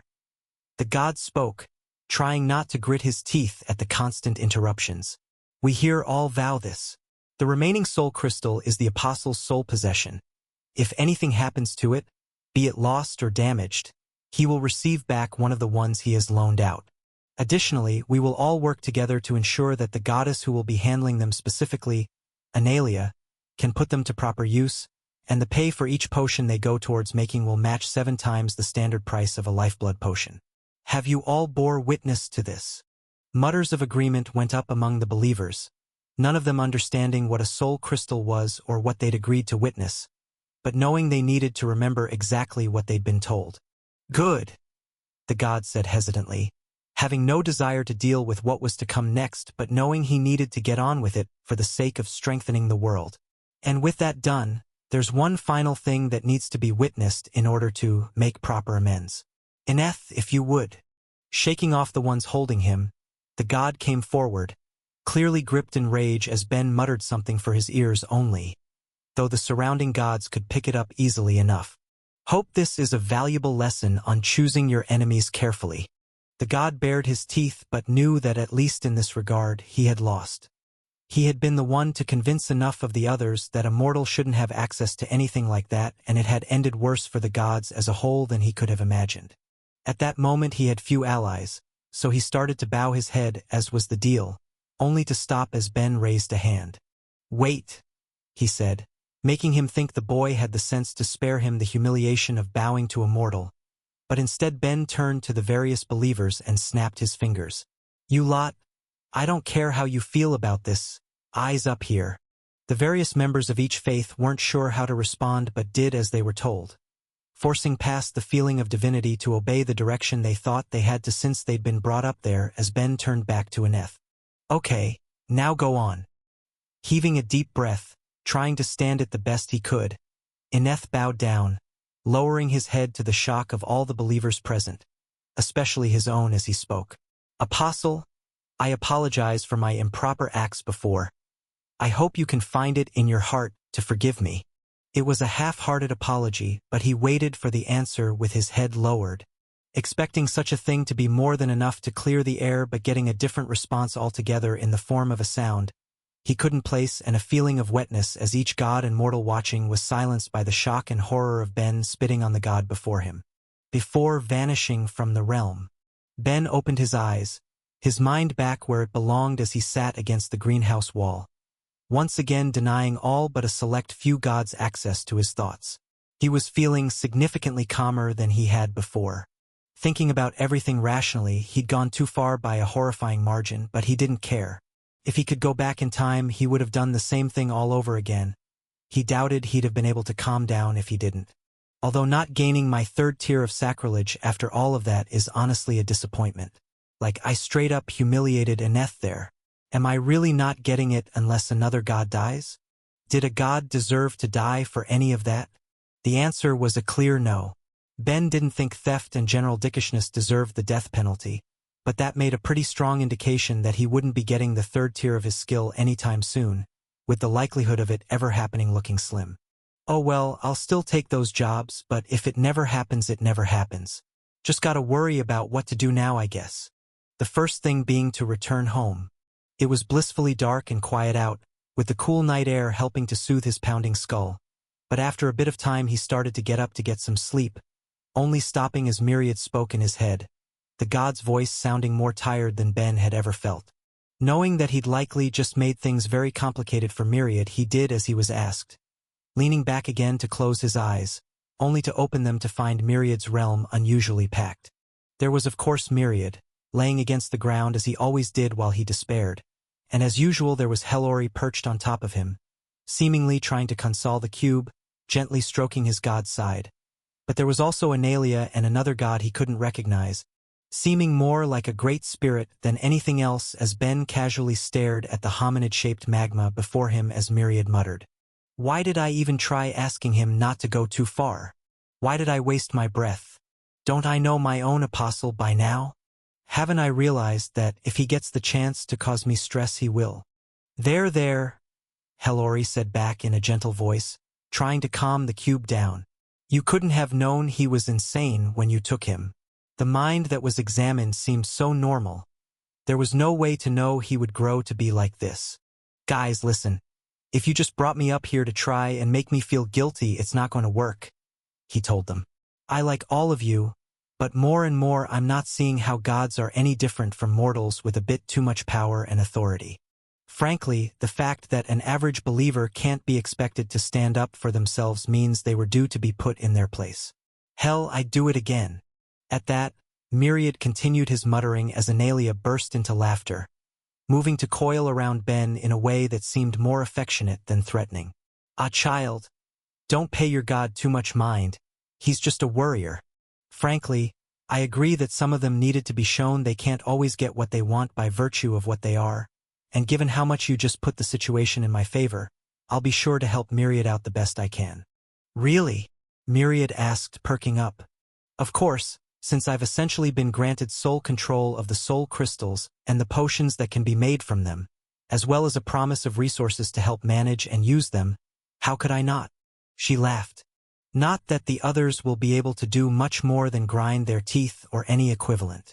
They picked a fight even if they didn't realize they were doing it till they'd already lost, and I along with the others who were on your side got some entertainment, even if we are admittedly worse off than we would have been for you boosting the price you'd receive by so much. Cool. So all's well that ends well, he said, shooting his god a winning smile that the cube ignored. But since we're on the topic of gods still, I can't help but notice a new guy? Ah, don't mind me, the lava god said casually. I felt a little responsible for how things turned out, so I wanted to check on our little cube since I'm a friend. Hearing he felt responsible, Ben's eyes narrowed, only for Myriad to clear things up. He voted on your side, so it's not that Ben. You might have heard of him. This is Nair, a god of challenge and craft who happens to be the one who recommended I suggest Falk to you. At that, his eyes shot open as two words filled his head. Crafting god. It was the first one he was meeting, and even after how things had just turned out, he didn't want to let the opportunity pass. Well, I haven't heard of you, but I'd love the chance to get to chat sometime. You should swing by the realm. I'm here most nights. Ha, I think I'll do that. Love an interesting mortal, and I've got a bit of a keen interest in that little connect skill of yours. But for the time being, it seems like your god is well in hand. Myriad, I'll come talk later. Sounds good, his god replied, regaining a bit of the energy he'd lost as the other god vanished, and he switched his focus onto Ben. Alright, so there's a lot I want to say, but let's just start with the big one, shall we? I get you were angry, but did you really need to spit on Aneth? Analia burst into laughter as Myriad yelled it out, and even Hellori couldn't help but chuckle as she tried to comfort him. But Ben only shrugged. I'm going to be honest, it was pretty spur of the moment. I'm like 90% sure I wouldn't have done it if his apology had been remotely sincere. When in the history of the universe has a forced apology ever been sincere? Admit it, you were hoping to awaken sacrilege again, weren't you? I mean, to be specific, I was only disappointed when I realized I hadn't, but it wasn't the goal during any of that. I don't know why I keep saying this, but please don't go out of your way to stress me out. I don't suppose I could talk you into laying low for the next 3 or 4 years, could I? Just till things calm down. Well, since by then me and everyone else on the planet's probably going to be dead, there's not much point. Hell, if any gods complain to you about me, just tell them to wait a bit. Ugh. Okay. Rude, he muttered as he got back home, hearing the notification as he cracked the door open. Who's it talking crap that's giving me a title like that? What title did you get? Thera asked as she yawned, walking up to him from the living room at the sound of his voice. Oh hey, it's the Mad Apostle this time. Honestly, I feel like someone's trying to get me attacked in the streets again with this. More importantly though, why are you up? It was still late into the night and she'd clearly been sleeping at some point, dressed in a nightgown that he tried to keep his eyes from being pulled to. I woke up and noticed your door was open, so I decided to read a bit to see if you could answer something for me whenever you got back. Sure, shoot.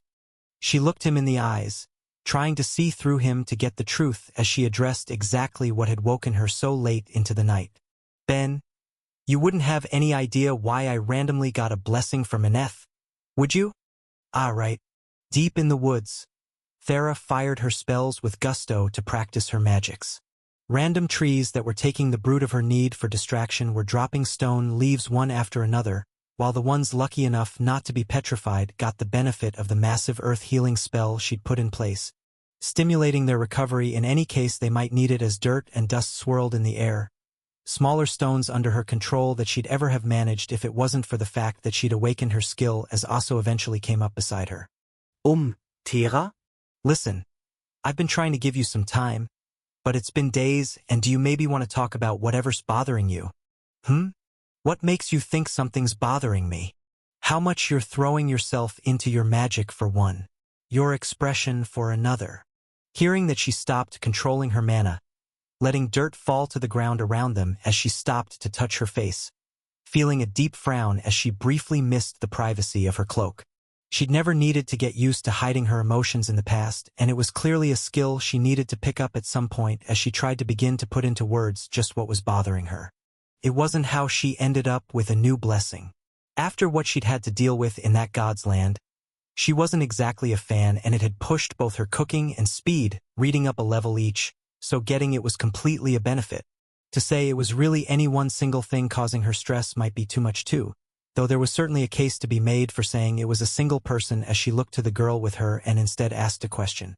Aso, what would you do if someone you loved was absolutely insane?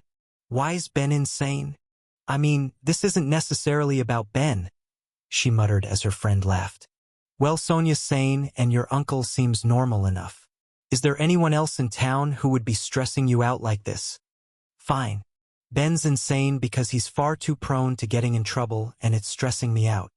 After a week, he was finally at the point that light wasn't making his headache worse, but what was going on in his head was still a source of stress as she couldn't help but worry about any long-term effects his brain would have to deal with for going through all of that for so long. And that wasn't even considering what she'd learned had happened between him and a large fraction of the world's gods. She couldn't imagine anybody acting like that. The fact he had, without even considering the consequences, left her with a headache of her own, as she kept worrying she'd wake up to learn he'd faced some sort of divine retribution. At her concern, though, Aso couldn't help but laugh. Come on. I mean, yeah. Getting hospitalized by a system effect was downright bizarre, but how much trouble could he get in? Oh, you have no idea. She wasn't going to spread around half of the madness he'd made her and her family aware of when it came to his life, and she pinched the bridge of her nose while she thought about it. I think I need a vacation. A nice long one where nobody tries to kill anyone and I get nothing but peace of mind. Well, let's worry about that when we get back in town, 'cause someone destroyed the area I was looking for my quest's herb, Aso told her, casting her eyes around the space that had been devastated in Thera's own personal practice. Ah, right. Getting back to the guild with Aso, Thera went to the job crystal in the back, feeling a bit more relaxed after enjoying her company and having their talk, right up until she saw the options that filled her mind. Available jobs: Queen of Mana, Musician, Professional Dancer, Bard, Darkness Mage Charm Specialized, Healer, Dark Mage, Staff User, Master Life Mage, Master Adventurer, Earth Princess. You have to be kidding me. She knew that any jobs a person could get after the Master Branch was supposed to be more personalized than what typical jobs would offer, but that was a little too personalized for her taste. In theory, she understood it. The spirits had decided she was their princess for whatever reason, and that was significant enough that it was reflected in her status.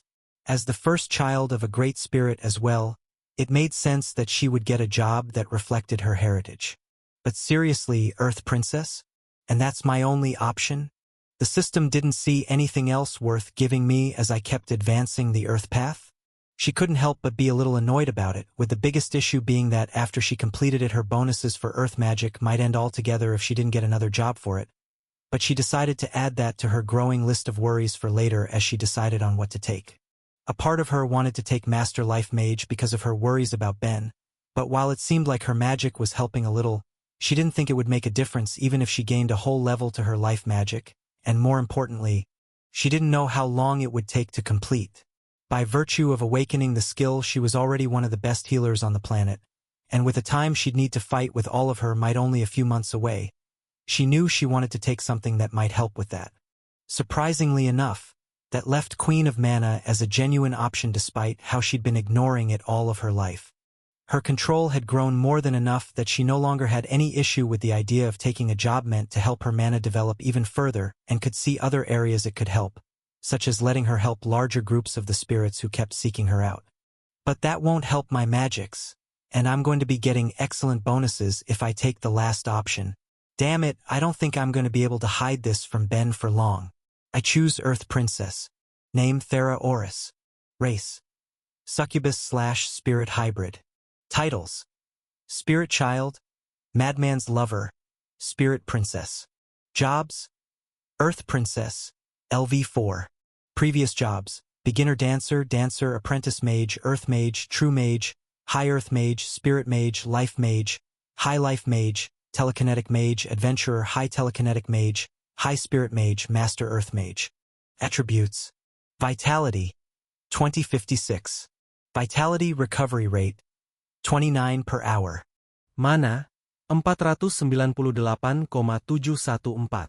Mana recovery rate, 160 per minute. Strength, 270. Agility, 742. Stamina, 621. Intelligence, 679. Affinities: Light, 4. Life, 22. Fire, 11. Water, 14. Air, 12. Earth, 103. Death, 3. Dark, 43. Space, 2. Time, 1. Resistances: Light, 5. Life, 9. Fire, 11. Water, 16. Air, 12. Earth, 35. Death, 13. Dark, 42. Space, 7. Time, 8. Blessed skills: Spiritual Earth Magic LV0*. Charm Magic LV4. Passive skills: World Speak Plus. Coordination LV4. Bind. Mana Recovery Rate Enhancement LV3. Earth Sense LV2. Active skills: Calculate LV1. Dance LV4. String Instrument LV3. Woodwind Instrument LV3. Cleaning LV1. Staff Wielder LV1. Meditation LV2. Speed Reading LV4. Spiritual Life Magic LV0*. Telekinesis LV7. Dark Magic LV7. Spirit Empowering LV8. Cooking LV1. Mana Examination LV3. Blessings: Analia's Blessing. Elvet's Life Magic Blessing. Quax's Blessing. Inetha's Blessing. Trials: Trial of Analia and Talona. Damn it, she sighed. This seems like a really good job too. Why, what did you take? Aso asked as she popped up behind her. A question Thera was quick to brush off for all of the other ones it might bring. Doesn't matter. Instead, since it's not too late, let's grab lunch. It's my treat. With Aso successfully distracted by the prospect of free food and company, Thera did her best to enjoy the rest of the day while trying not to let every point of stress on her mind pick at her. Never mind. This isn't a good job, it's an incredible one. Ugh. After going to sleep for the night, she couldn't help but check her card again in the morning, smiling despite her conflicted feelings for her current job title as she admired just how much she'd grown in the past few years, only for her eyes to catch a change on it from the day before. Something so small she could have easily missed it yet spoke volumes for how exceptional a path it was, to the point that it was likely going to be easier for her than her last one because of it. Despite not using a single bit of earth magic between when she'd taken the job and when she'd woken up, she'd gained 2 levels to it, bringing her current job level to 6. pointing her to an inescapable conclusion. It was a job that gave her passive experience. She knew, of course, that there were jobs that could get a bit of passive experience from any passive skills that were always working, but she doubted that her earth sense or mana recovery was responsible for so much growth in a single night when there was nothing in particular to push either skill, meaning it likely had more to do with what she was, a half-spirit, as her opinion on it took a far more positive tone, even if she was still going to put off mentioning it to Ben for a while. So if this really is a job related to the spirits considering me their princess, does that mean that just by existing I get experience for it? Gods above, if that's true and I combine it with my regular practice, isn't that incredible? Doesn't that kind of make this the best job I could have? It was good enough news that she wasn't even worried about not having another earth magic job to choose from after. There was always a chance that her current one would spawn an advanced variant after it was complete after all, and if it was along the same path, well, she had the potential to have a lot to look forward to in the future, assuming she lived long enough to take advantage of all the job system had to offer, of course. It was with that far more positive outlook that she got up and dressed and made her way to the kitchen as she found Ben there, just preparing to make breakfast as he noticed her coming in. "Oh, hey," he said, giving her a happy smile that she returned. "Hey, are you okay to be out here?" "Yeah. But I think I'll still take another week before going back to the shop. Forging isn't exactly quiet, but I need to do something other than sitting and trying to recover in my room or I'll go insane. Hence breakfast." "All right. Well, give me a second and I'll give you a hand," she told him, tying her hair back as she tossed some of the ingredients he had out in a frying pan as she watched it with spatula in hand. Even with having made it to the first level of the skill, she didn't feel as comfortable as she wanted to be with cooking, some of her earlier failures still in her mind, so her focus was fully on what was in front of her, only pulled away as she felt her boyfriend's lips on her cheek as she jumped in surprise. "Ben!" She elbowed him as he laughed. "No flirting while cooking, you're going to get burned." "Ha, sorry. I couldn't resist. You just looked a lot more relaxed today. MMH. Maybe if my boyfriend didn't pick fights with gods while he has a brain on the edge of exploding, I wouldn't need to worry so much," she told him with a sigh, hearing a chuckle coming from behind them as her aunt made her presence known, going up to Thera and wrapping her arms around her to comfort her niece. "Well, since Ben hasn't been smited yet and his brain's still working against all odds, I'd say you shouldn't stress too much about it either. Also, it looks like you have mail." She saw the letter in Sonia's hands and felt a small bit of joy as she recognized the handwriting. Until recently, the small bit of mail she'd been receiving had come exclusively from her parents, but despite the trouble that had come with their visit to All Faith, she was now getting some from 3 other sources too as she opened the letter from Yuzu, the first few pages being a happy ramble as it seemed like the other girl wrote as much as she enjoyed talking, with the smile slipping at what it contained in the end, an invitation for both her and Ben. It was something that needed proper thought before she could even begin to consider responding, and as much as she wanted to keep it from him, it was an offer he needed to be aware of. She just did her best to take comfort with the fact that she was sure he would personally decline, but it didn't stop her mood from dropping as a pit formed deep in her stomach. Holy crap, what else can I add to my bracelets to pass the time? Maybe I could mix a fire enchantment with an air one so it will spit out flames if I scream through it? No, wait, Sonia would be pissed if I started a fire by mistake. Maybe I could set it up so that all 3 of them would shoot out a ball of dirt or metal that's passed through them. I mean, I could technically do both so long as I don't actually test either, and there really is the option of just repeating enchantments at this point, but man, I'm so bored.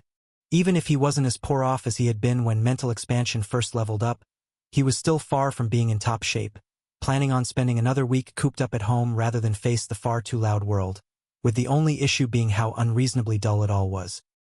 He had been practicing his enchantments the best he could considering he didn't have a wide variety of tools to test them on, and he'd finished off crates of books in that time, both ones he'd bought in previous trips to Analia and All Faith, as well as the ones that had started coming in from the guild that he was getting for free for being a rank 1 adventurer, but they were only able to distract him for so long before he wanted to do something despite his pounding head.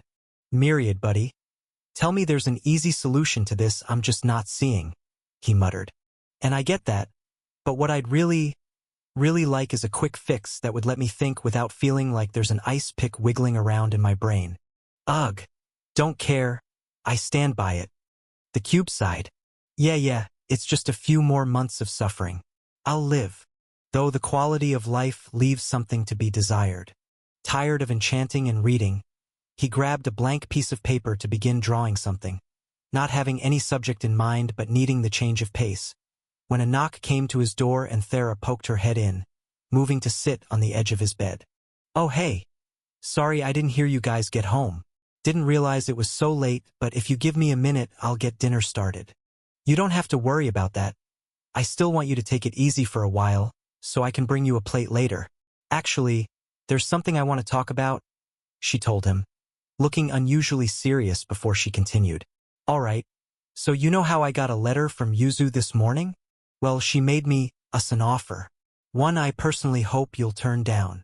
What's the offer then? She wants us to join them for taking on the Earth Tower. Ben froze as soon as the words left her mouth. The Earth Tower, one of 11 magic-themed trials, considered to be both bigger and more challenging than the standard trial of a god, though he knew little else on the topic. She didn't need to ask him to turn it down. He had no interest in even considering it if not for one overwhelming issue. So should I take the fact that you're asking me not to accept instead of saying we shouldn't accept to be a sign you intend to do it?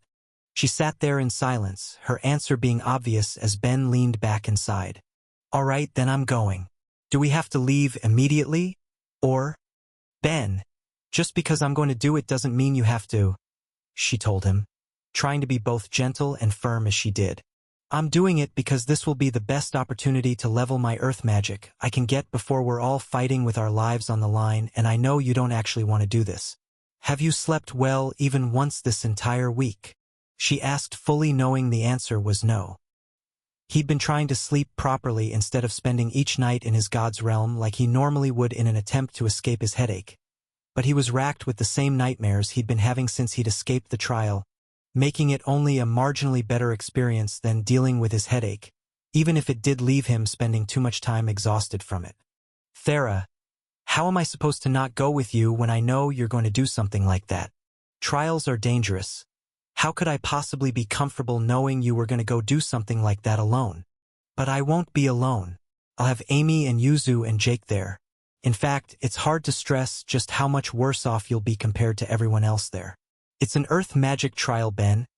I don't think I need to remind you just what magic you lack. I didn't think Yuzu had it either, though. She's a third-tier skill holder. It doesn't matter that she doesn't. Her teachers probably just want her getting the reward. Compared to everyone else, you'd be at a massive disadvantage. Then why did they even extend me an invite? Thera, even if it's known for being a hard trial, it's not like it had anywhere near the death rate of the last one you did, she finally admitted. When they were looking for people to fill their 2 empty slots, I guess they thought of us because of my power and the fact that you can be resourceful. But that doesn't matter because you're in no shape to be doing it right now, mentally or physically. Plus, the rewards you'd personally get aren't even close to what the rest of us will if we get to the top. Probably not the time to be asking why this trial is going to discriminate against me. Okay. But there's one important thing you're forgetting, he said as he gently cupped her face in his hands, bringing her eyes to his. We're a team. If things were reversed, then you wouldn't want me doing this without you, would you? That's not fair, she sighed, leaning her head against his. I'd be a lot happier if you didn't do it. And I'd be happier if you didn't either. But if this is something you can't pass on, then it's something I can't either. MMH, you really are impossible. It's part of my appeal. Your appeal is going to get yourself killed. But okay, fine, I'll let them know. We do have a month and a half before they plan on challenging it anyway, so you need to put your all into being in top shape for it. Understood? Yes, ma'am. Good. 'Cause if you get yourself killed in there, I'm killing you, she said as she got up to leave the room. It will be a while till dinner, so get some rest if you can. You still look exhausted. As she left, Ben laid back in his bed, closed his eyes, and forced himself into the realm of his god. Finding Myriad had company. I knew you'd be coming up here, so I brought him over for the talk since he's been wanting to chat with you anyway. Myriad sighed as he gestured to the god Nair beside him. So what is it you want to ask first? He didn't try to talk his apostle out of it. He knew the boy would stubbornly insist on going since Thera was going to as well, but it was obvious that there were gaps in his knowledge that needed to be filled, all the more clear from his talk with Thera. Well, I guess the first question is changing to why you thought it would be best to grab another god for this? Hi again, by the way. Wasn't expecting to meet up so soon. Ha, our dear Cube came to me in a rush as soon as he caught wind of what you were going to be doing. As for why, I was the primary designer on all of the major tower trials. That pulled Ben's attention like nothing else. Even if he didn't know much about them, he understood that they were a huge deal as far as the trials of the world went, with the fact that Nair was the lead designer denoting his importance. So I take it you're kind of a big deal as far as crafting gods go? Ben asked, his eyes shining as he did. You could say that, Nair said smugly as Myriad went to explain. You could say he has first mover advantage. Aside from the fact that as a god of both challenge and craft, he's unusually suited to making trials, he was also one of the first gods to settle this world, being the first of the crafting gods in particular. Wait, Ben told them, feeling connections forming in his head as that information joined with other things he knew. Does that mean dash? It does, Nair told him, a large grin forming in the magma that made up his face. You're going to regret admitting that, Myriad muttered as Ben went on. You're one of the creators of the system as a whole. The primary architect, in fact, the god told him, feeling a swarm of questions fill Ben's mind as his original reason for going up there slipped away. How did you make it? Was the main one that came out, causing the god before him to take a more subdued attitude. Ahem, sorry. Consider that a divine secret. Why? Also a divine secret. Why? There's just some things mortals aren't allowed to know. Surely your god has told you that before. Sure, but in the past it was about things with world-destroying implications. Wait, don't tell me the way the system was created could be used to destroy the world? Or does the system as it currently stands have some sort of deadman switch in it? I could see designing it in such a way that it would access the user's mana for some large-scale destructive spell.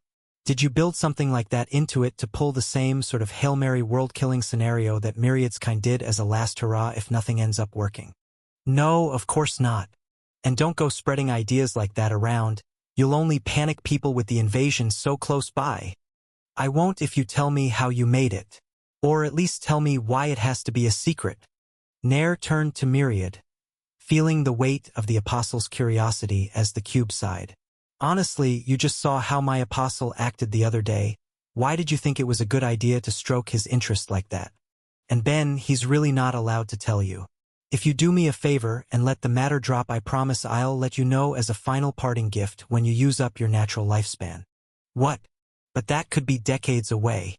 At least tell me on my deathbed in general, since that seems like it will come a lot sooner. Don't like hearing how casual you are about that, but fine. Assuming I can, and there's no reasonable way you'll live, I'll do it. Can't believe I have to plan out your last moments with you like that just to get you to relax. Blame your buddy for picking at my curiosity. So back to the trial then, what can you guys actually tell me about it? Or the tower trials in general actually, since there's what, 11? 13, Nair answered.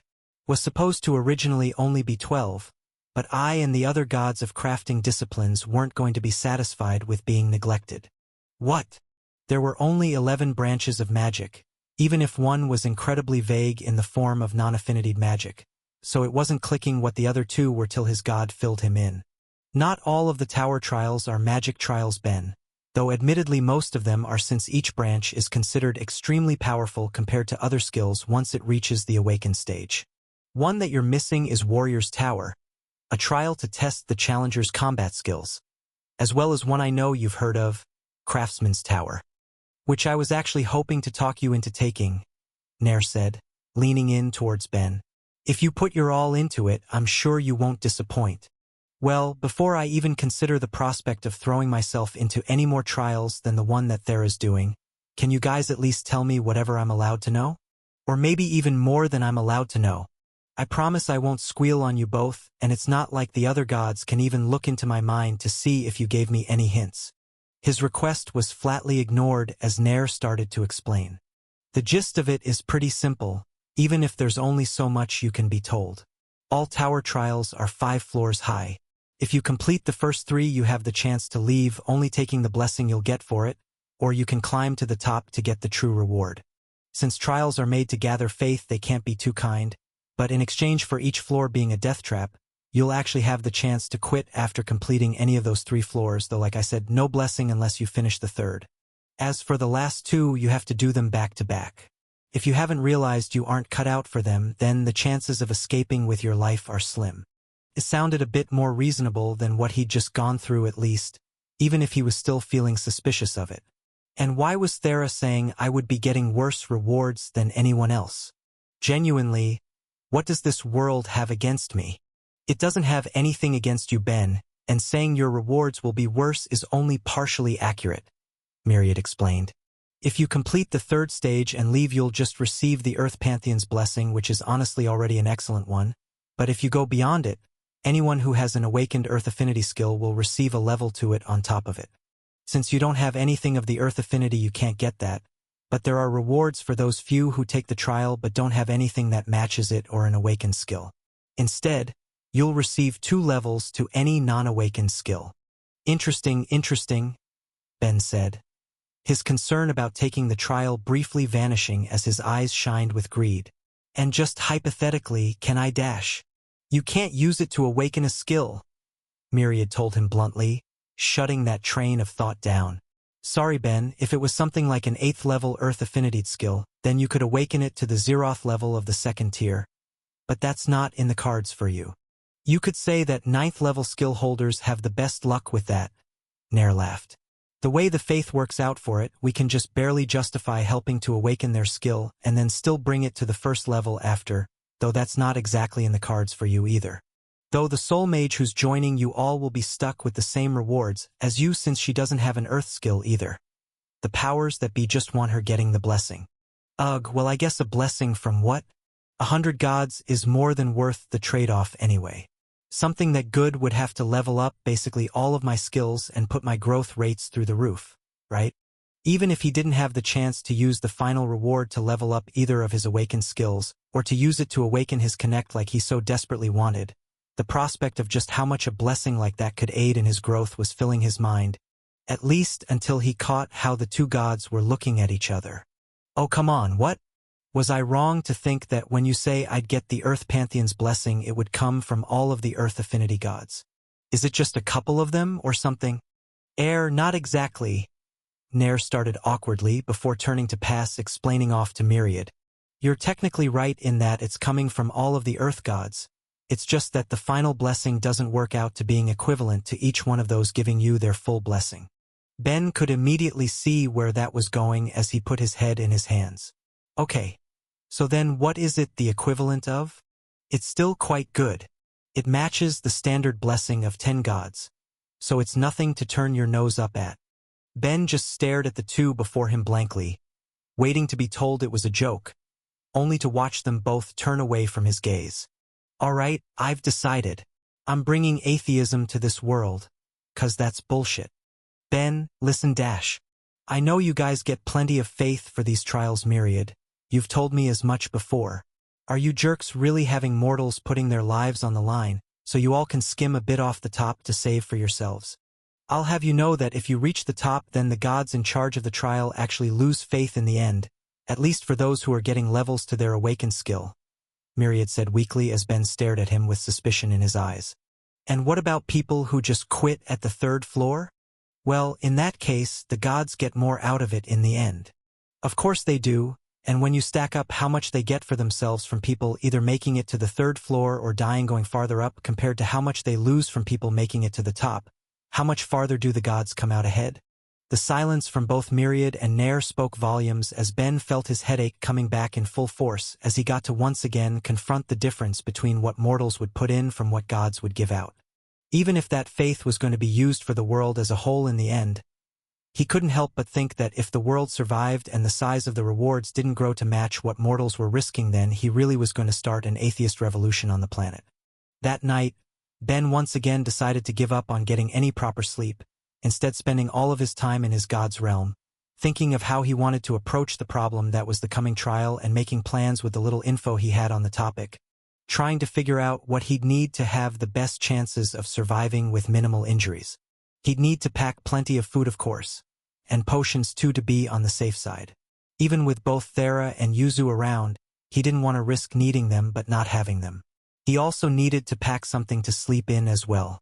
He didn't know how long to expect the trial to take, but he didn't want to go into things and regret not having something as simple as a proper blanket to rest with if there was the chance that completing the trial would take days. Then it came down to the tools he would need to make, tools that would need to be based entirely off of his own conjecture about what the trial would entail.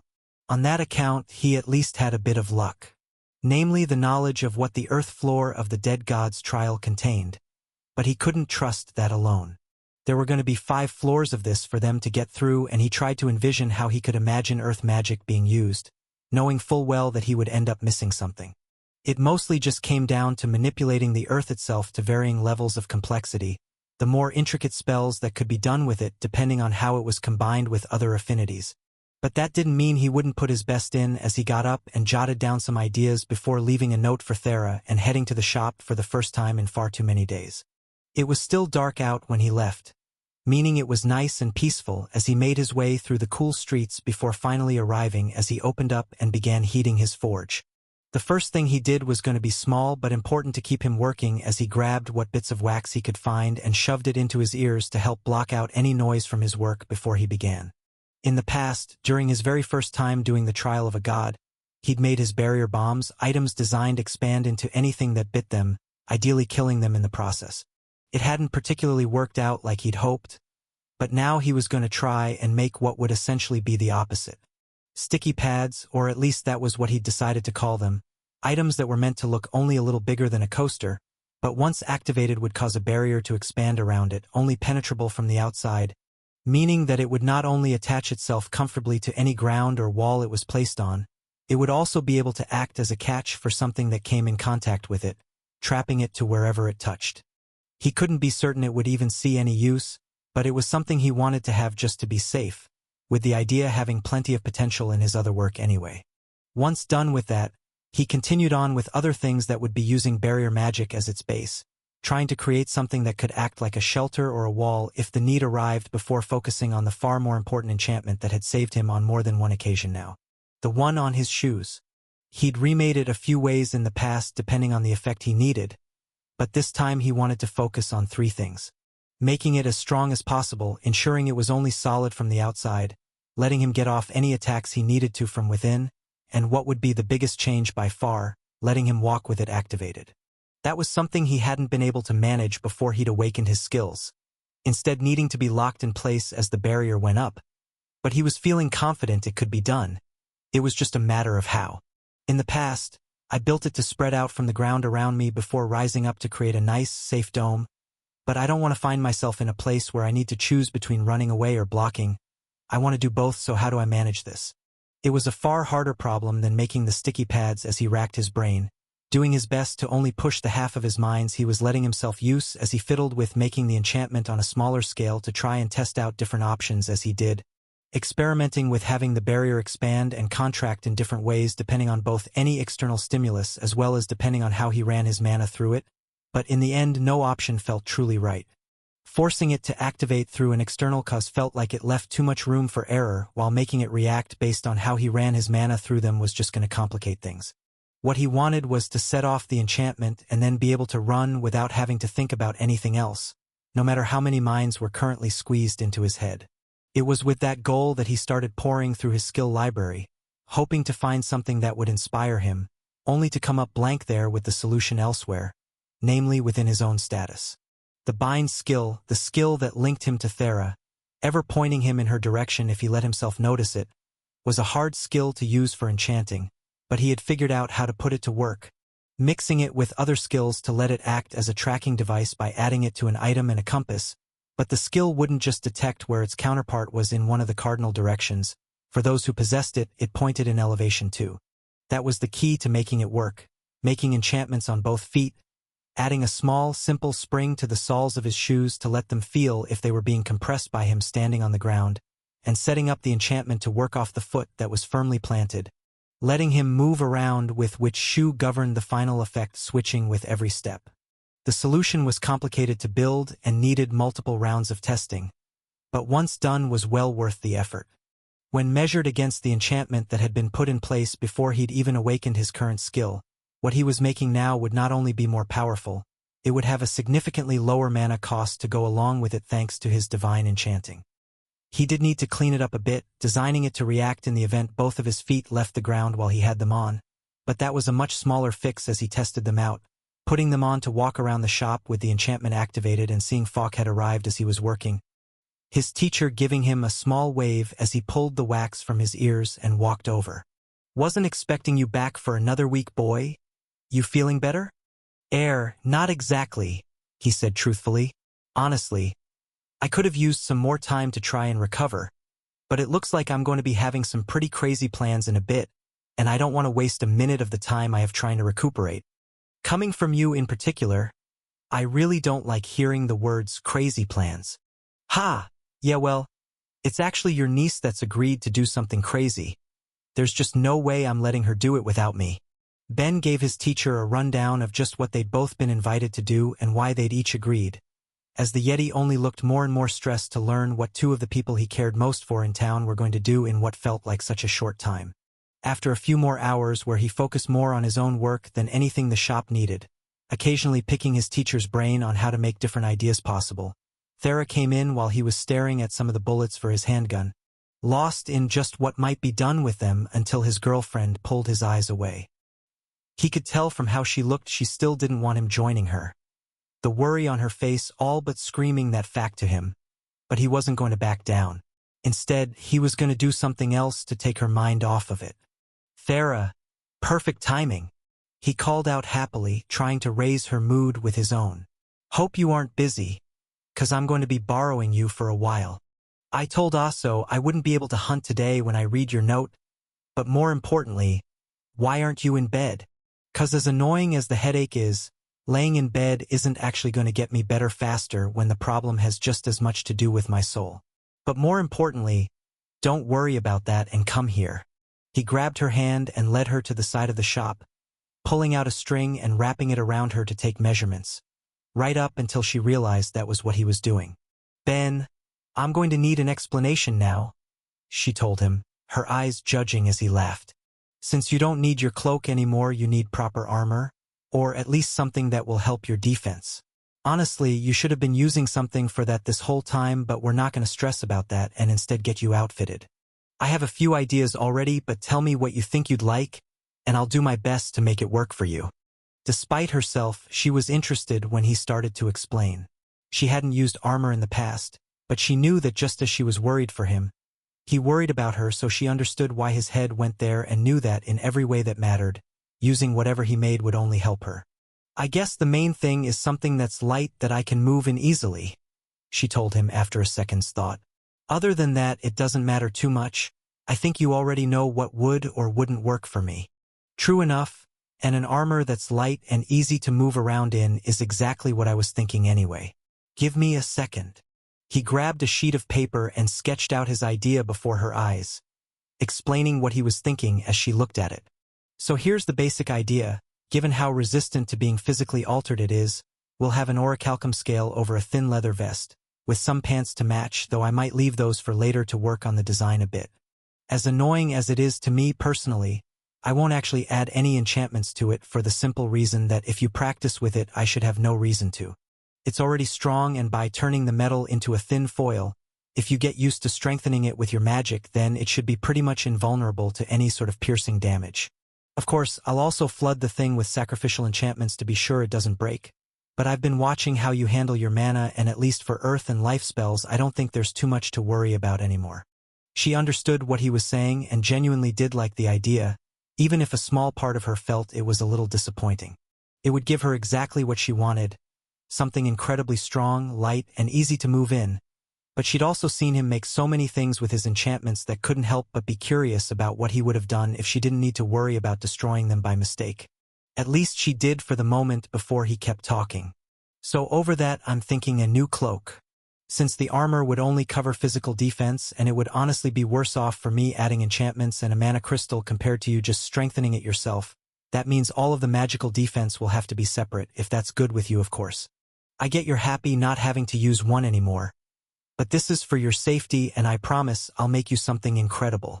It's not like I'll have to wear it all of the time so that's fine, she told him, a small smile forming on her lips despite herself as he instantly got rid of that little bit of jealousy in her without even realizing. So what are you thinking for the cloak?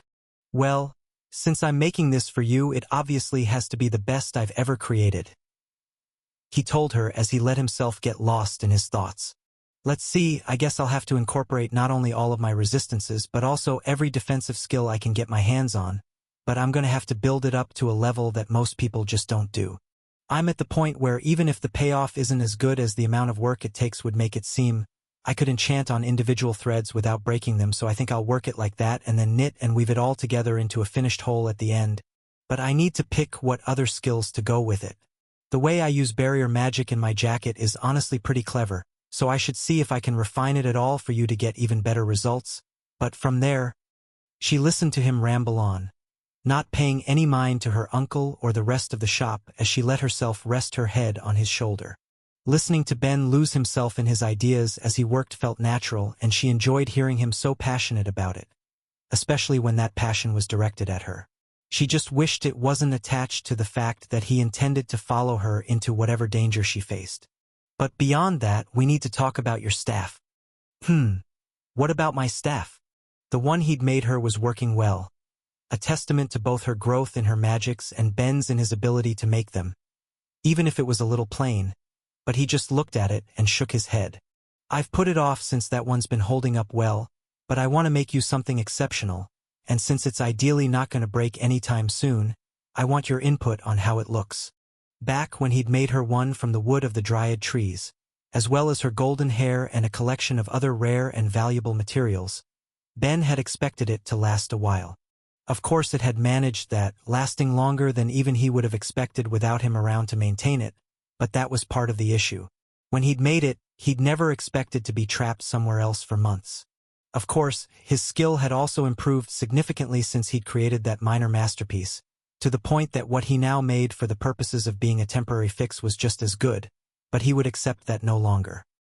He wanted to make her something as he pushed his skills to their absolute limit again, and he could see in her eyes that her excitement at the prospect was the perfect distraction from her worries as they gleamed with anticipation, thinking of exactly what she wanted from a staff. In the end, all that really mattered was having something that worked without breaking, but she couldn't deny the small voice in her that wanted more than that, even if it was embarrassing to actually say out loud. I mean, I guess beyond just having it work, I'd kind of like something that looks cool, she mumbled, finding herself embarrassed to even ask such a thing but couldn't deny the small bit of jealousy she felt seeing other mages. When she'd seen the last staff Ben had put his all into making her, she couldn't deny that she'd been thrilled to have something more visually interesting than the plain ones that she'd been using before and since, and she wanted that again. Ben, for his part, just looked mildly amused as he smiled back. Who do you think I am? Of course it's going to be cool looking. I'm thinking I can coordinate it with the armor and cloak I'll be making you too, but we can go over the designs a bit over lunch if you're feeling it. He was doing his best to raise her mood with her interest, and it was working. That sounds great to me. Awesome. Hey Falk, your lovely apprentice is taking a prolonged lunch break. I'll bring you back something tasty when I'm done. Without waiting for an answer, they went off, discussing exactly how to leave Thera satisfied and enjoying just a few hours of the day in peace. Oh God. Time flew by way faster than I thought it would. Crap, there's still so much I want to do. His god told him. No can do, we have that fancy library letter and everything. I'm not going to waste it by not spending at least a couple weeks reading up on whatever I can. He and Thera never did end up putting the letter they'd received from Uliel and Vasta to use, their time after getting it being a combination of being too busy mixed with a desire to just get home. But now that they were going there for the trial anyway, they planned on taking advantage of it, leaving for the gate the following day and at the speeds Thera liked to travel, likely getting there in only a few hours. Thanks for the vote of confidence. Now I just need to finish up the stuff for my lady love. He'd already made her armor, with it being the simplest by far. It had forced him to push his magic skills, leveling up destruction in the process. But other than that, it didn't need any complex enchantments or means of construction. All it came down to was layering the thin, tiny scales of orichalcum along the light leather that was being used to both hold the metal bits and keep it from irritating Thera's skin as she wore it. A combination of the skill that went into making it and the materials used meant it would barely be heavier than a normal set of clothing. Something that Thera could deal with easily thanks to how her attributes had risen after raising her skills, with only her cloak and staff needing to be finished. It wasn't as if Ben had been leaving it for the last minute. Quite the opposite. Though he'd been working on a number of other projects and weapons to help them as they faced their coming trial. He'd been slowly figuring out how he wanted to put together what would be her two main items, experimenting with enchantments and blending materials, making composites of composites and pushing his calculate skill as he stress-tested how each different end product turned out, working out the math on how each varying ratio affected different factors that by the end of it he was almost surprised he hadn't leveled up the skill. Not that it mattered. He had everything he needed to make some incredible items, so with that frame of mind he got started. With the cloak coming first, Ben's main concern being Thera's defense, he began knitting and sewing together a beautiful blue thread, a product of unending hours of experimentation from trying to combine different rare and unusual materials while working to ensure it had the flexibility of any string after he was done, letting it be worked to make what he needed as he enchanted each individual strand as it came together, taking a mana potion when needed to let him keep up with the work rather than take a break as he connected to dozens of different enchantments at once, only leaving one mind to meditate while he told himself that was probably fine in order to create something spectacular as it all came together. Even with his awakened crafting and enchanting skills it still took time, even if it would have looked like he was flying through it to any outside observer, but after a few hours of work he had that part complete, leaving only the finishing touches to work on in the form of powering it. For that he added what would have looked like small beads to accent the cloak unless someone focused in on closer inspection, seeing the rainbow mana crystals carefully carved and set to apply power to the enchantments on the rest of it so Thera wouldn't need to, all subtly placed to enhance the look of the final product to bring out the best in both it and its wearer. It was only when that was done and he knew he had no possible way of making it better that he stopped, letting himself have a few minutes rest to recover his mana before focusing in on the project that was going to be her staff.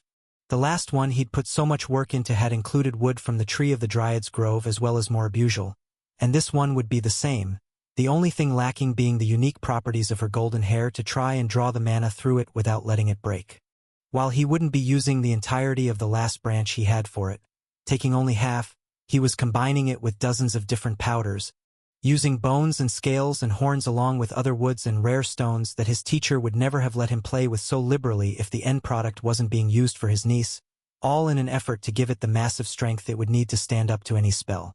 Unlike in the past, he wasn't adding his resistances to it to fight against her magic, weakening it to let the staff last longer.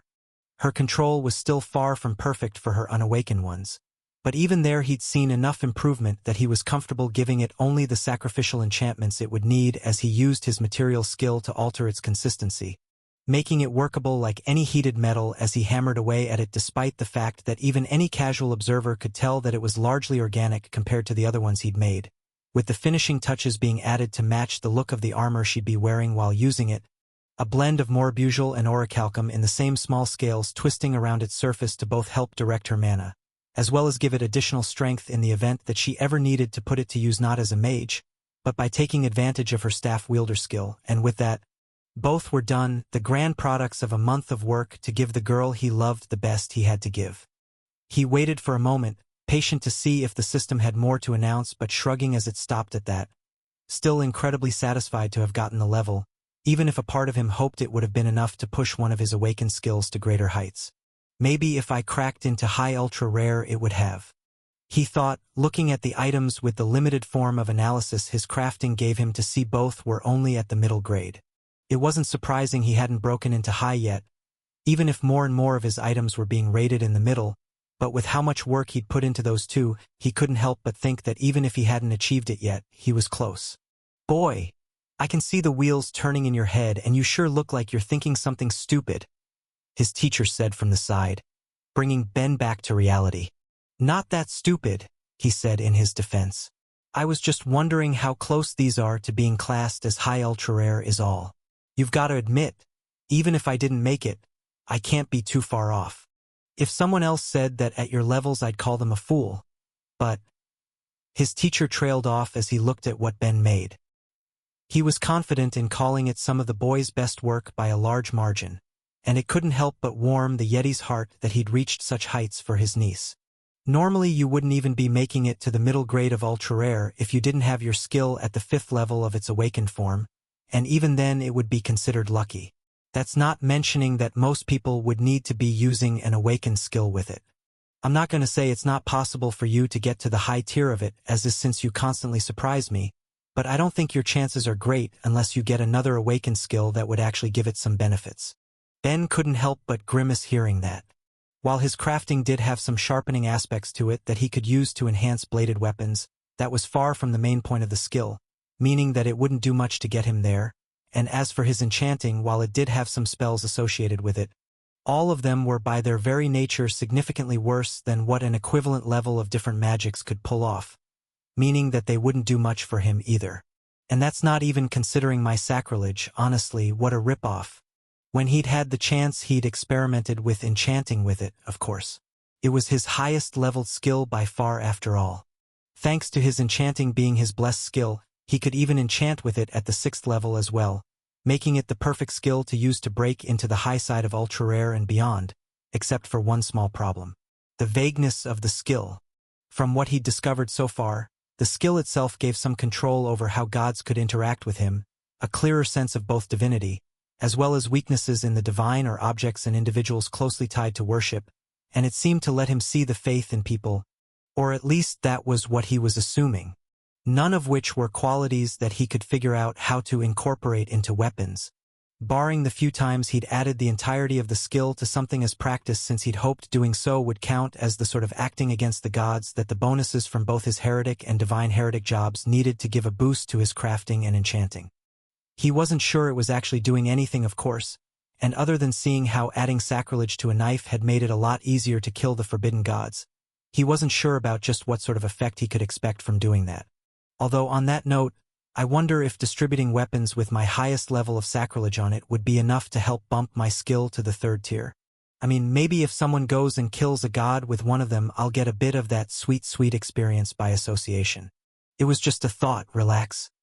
He thought back, brushing off his god's worries while at the same time filing the idea away to think on later.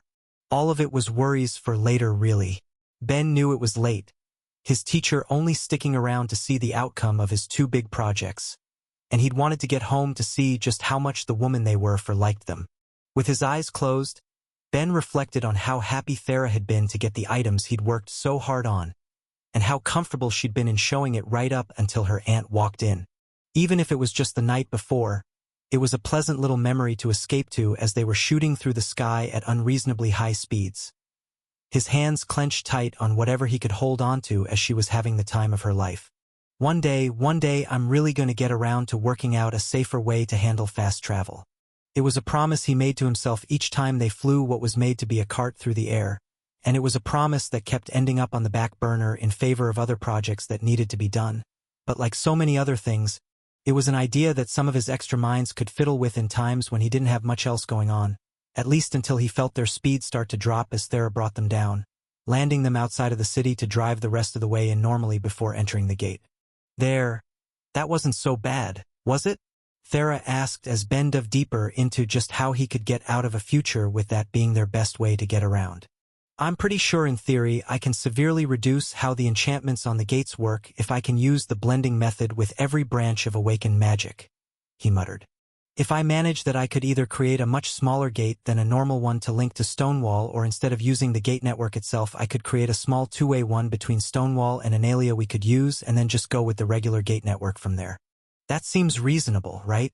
Sounds a lot less fun though, Thera told him as she went through not the gate to the magic towers, but instead to her homeland, taking the detour in the hopes of getting Ben whatever help she could before they were going to put their lives on the line as she made her way to her family's home, getting past the guards and letting themselves in. Her goal was her Aunt Lux. If anyone was going to be able to help Ben with the issues in his brain, she was the best choice short of going to talk to Vividus, but despite all of the work there was to do for war preparations, it was Pelenia who saw them first, locking eyes and running over with her arms open. Thera held back a sigh, knowing that her mother was going through a lot as each nation in the world worked to prepare the best they could, and she was ready to put up with her need for attention. But it wasn't her daughter Pelenia grabbed, but Ben as Thera watched blankly from the side. Mom, what the actual hell? Just need to make sure our golden ticket feels appreciated, she said, giving her daughter a wink before moving to give her a hug as well. You wouldn't believe the sort of political power that's coming to the nation as a whole since we've been put in charge of Ben's little discovery. What do you both say? If we hold a quick ceremony, then by the time I'm ready to retire you'll be in an excellent position to use this cute boy as a tool if you want to be elected in my place. Admittedly, some people have been vocal about you having the right to compete for the throne in any future election. But if you promise to keep your term to only a century or two, I think you'll be a shoo-in to win. Ignoring the fact that I really don't want to take over your position, me and Ben aren't getting married, so can you drop it? She was still keeping their relationship a secret from her parents despite the months it had been going on by now, but it still didn't stop her mother from asking about it each time they met. MMH, you'll wear down eventually, but fine. So were you here to buy more materials?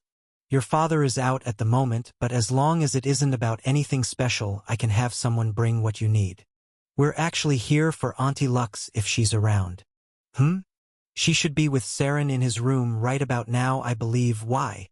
Ben's brain is in the middle of exploding, so I wanted to see if there was anything she could do. Her mother looked at Ben blankly when she heard that, but he just shrugged. It sounds worse than it is. It's not going to kill me. If you say so. I have some time, so you both go on ahead and I'll have someone bring lunch up. Thera. Ben. It's so nice to see you both. Lux spoke as soon as they walked in, carrying Saren over and giving Thera a hug. Auntie Lux, it's so much nicer seeing you than Mom. You know that? She said as she hugged the great light spirit back before getting hold of Saren. And hi Saren, you've gotten so big. Just look at you. Having grown big enough to have a card made for him, they were able to confirm that his dark resistance was high enough that Thera could safely touch him so long as she had her brace, and the toddler's small horns glowed all the brighter as he reached up to touch Thera's face. It was a single word from the toddler, but it immediately made Thera start to gush. Oh my gosh, you're starting to talk too. Has he managed to learn any other words yet, Lux? A few. I'm told that after they get the hang of their first couple, the effects of world speak really start kicking in, so in another month or so I'm hoping he'll be going on non-stop, she said as she held out a finger for the child to grab. So are you both going to be here for a while, or is it just another quick visit? Just a quick one for now, sorry, she said. I was hoping you'd take a look at Ben if you can. His mind tore itself apart a while ago, and he's still feeling the effects. I'm sorry, what? Lux asked, looking at Ben in confusion as he shrugged. Thera's making it sound worse than it is, he told her. I mean, yes, my minds did tear themselves apart, and yes, I've had a pretty constant headache for months because of it, but I've got it on good authority that it will get better on its own. Yeah, and I just don't want there to be any permanent damage as we wait for it to get better. Thera shot back. Lux, I'm sorry, but can you look at this maniac's brain to see if there's anything you can do about it? Even as she was being asked, Lux was already reaching out to Ben, grabbing his head at first before eventually sinking her arms into it, making a shiver go down Ben's spine as he experienced a strange feeling he couldn't quite put into words, a feeling of things being touched that normally never would be. As Lux spoke up. Oh, I really don't like whatever's happening here. Why is your brain under so much strain? And why is it compensating by trying to create even more brain tissue? It's a bit of a funny story, he said awkwardly as he explained the side effect of his mind skills pushing what was possibly a little too hard, while his soul was busy playing catch-up as it tried to compensate, with Lux looking more and more horrified as he spoke. All right, I have absolutely no idea how you've managed to keep pushing your brain to the point that you'd get so far in 3 different skills, but we're going to brush past that for a moment as we look at the problem. Thera, I take it you've been trying to heal him from what I'm seeing. I have. He says it's helped a bit, so I figured you might be able to do a bit more. MMH, maybe I can, but honestly I'd recommend talking to Vividus. Not me, she told them. She'll be far more specialized in this. I'm sure she'd be able to help more than I can. Rather not, Ben told her. After what happened last time, I think I'm happier just to wait it out. Infinite hells. What did she do? Lux asked, having no idea how their last confrontation with Vividus turned, leaving them both to catch her up as the great light spirit started to swear. Okay, I'm talking to Abris and Funa about this when they're back. You're right, don't see her. Gods above, I wish I understood what made her like this. So, can you do anything, Auntie? Thera asked again, willing to seek out Vividus if it really came to it but wanting an alternative. Just give me a moment. Lux seemed to concentrate as the mana in the room grew thick, prickling at Thera's sense and Ben's in particular as most of it was taking place in his head, with the feeling stopping after a few minutes, along with a small but noticeable improvement to his headache. Alright, I've corrected every bit of minor damage I've seen from the strain and have upped your brain's tissue production, so it's going to be getting denser in there, but that shouldn't have any major impact as things stand. Otherwise, I would just say to come out here again in another month or two and I'll check you over. It wasn't the instant fix Thera had been hoping for, but Ben was in a brighter mood from the bit of relief it gave him, and it left them both slightly more confident for taking on the coming trial, and with Pelania joining them not too long after they enjoyed the company while they could before finally going through the gate to the Magic Towers. Like any location that was important to all races of the world, the Magic Towers were built on a coast, ensuring that both terrestrial and aquatic races could access the trials with all 11 buildings being constructed with one side on land and the other in the sea, giving easy access to each of them. The city itself was interesting too. Being built around the trials, it had become a hub of magical research in the world as buildings were constructed for the purposes of study, training, and other works that would lead to the development of magic as a whole. Despite that and the deceptively bustling streets, the city itself had a relatively small population. Sure, there were dorms for students who'd come from afar to train there, as well as apartments and some houses for those who preferred to live close by, but the city itself was relatively small, making it easy for individuals to live in different gate cities, only coming over when they needed to for work or study. It was as they drove through it, the cart drawing eyes from many who were curious to see it moving without an animal to pull it along, that Ben couldn't help but turn to Thera and grin as she went to humor him, knowing exactly what had raised his mood so high after arriving. Yes. I'm happy your designs seem to be doing well out here. Amongst the many going through the streets, they were seeing far fewer carts like their own compared to a different means of transportation. Bikes, and lots of them as people pedaled around, making it clear that that particular patent had taken off in the city, with the chances it had spread beyond that all the greater for how people would go in and out of it.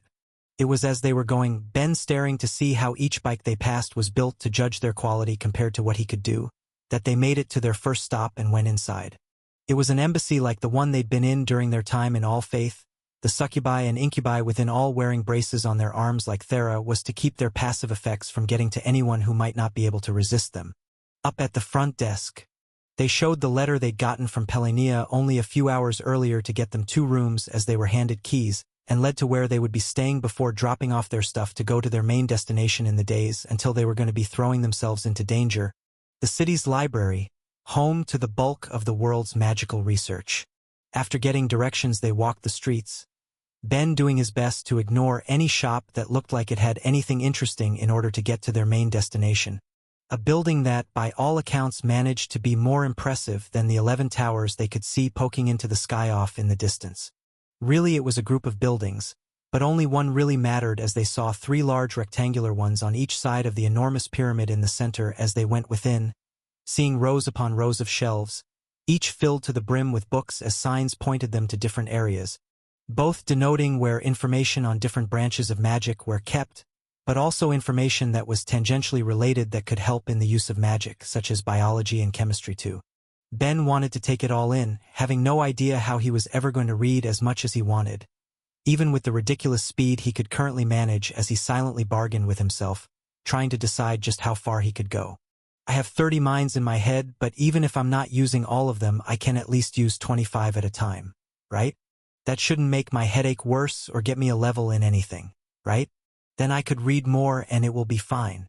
It was an internal debate he thought he'd be struggling with his entire time there, only being temporarily silenced as they went to the front desk, the letter from Jake's teachers in hand with Thera speaking up. Excuse me, we received this from the Archmage Uliel and non-affinity mage Vasta. We were told we could use it to gain access to up to the third floor. The librarian took it, giving it a look over and pulling out a book to compare the signatures against before handing the letter back and smiling. Well, aren't you both lucky? Neither of them gives out many recommendations, so I'll just need your cards for a moment. They handed them over and a new small symbol was added to each denoting the level they were allowed to go to before getting them back. As the librarian continued, "You'll just have to show it to the guards when going upstairs. But besides that, is there anything else I can help you with while you're here? It's our first time coming by. So is there anything we should know?" Thera asked as the librarian's eyes lit up. "Ah, wonderful. I suppose the rules are what you'd expect. Don't be too loud.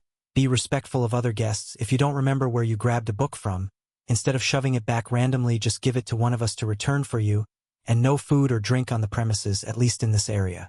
There is a small canteen at the back of this floor where you can get snacks and drinks, but they need to be consumed there. As well, you probably noticed the 3 buildings surrounding this one. Despite how large they are all considered part of the first floor as well and are open to the public, though the information they contain is considered less valuable than the main building, which is why they're off to the sides, with the rightmost one being specifically focused on the matter of skills in general along with jobs. Is there anything else you want to know? Mainly, how long are you open for? Ben asked, eyes being pulled in 100 different directions, as he knew he'd be wasting a lot of time there. As the librarian chuckled. To properly cater to any race regardless of sleep cycle, the library is continuously open barring any sort of emergency or scheduled maintenance. Fantastic, and one other teeny tiny bit of curiosity if you don't mind. What do we need to do to be allowed on other floors? He hadn't asked when he'd received the letter, but after seeing how big the place was he couldn't help but want to see all it had to offer, only for the librarian to take a more apologetic tone. Normally, to be allowed up any floor you'd need to take a test to show you're able to use the information you already know to access it as a way of keeping things from getting too crowded.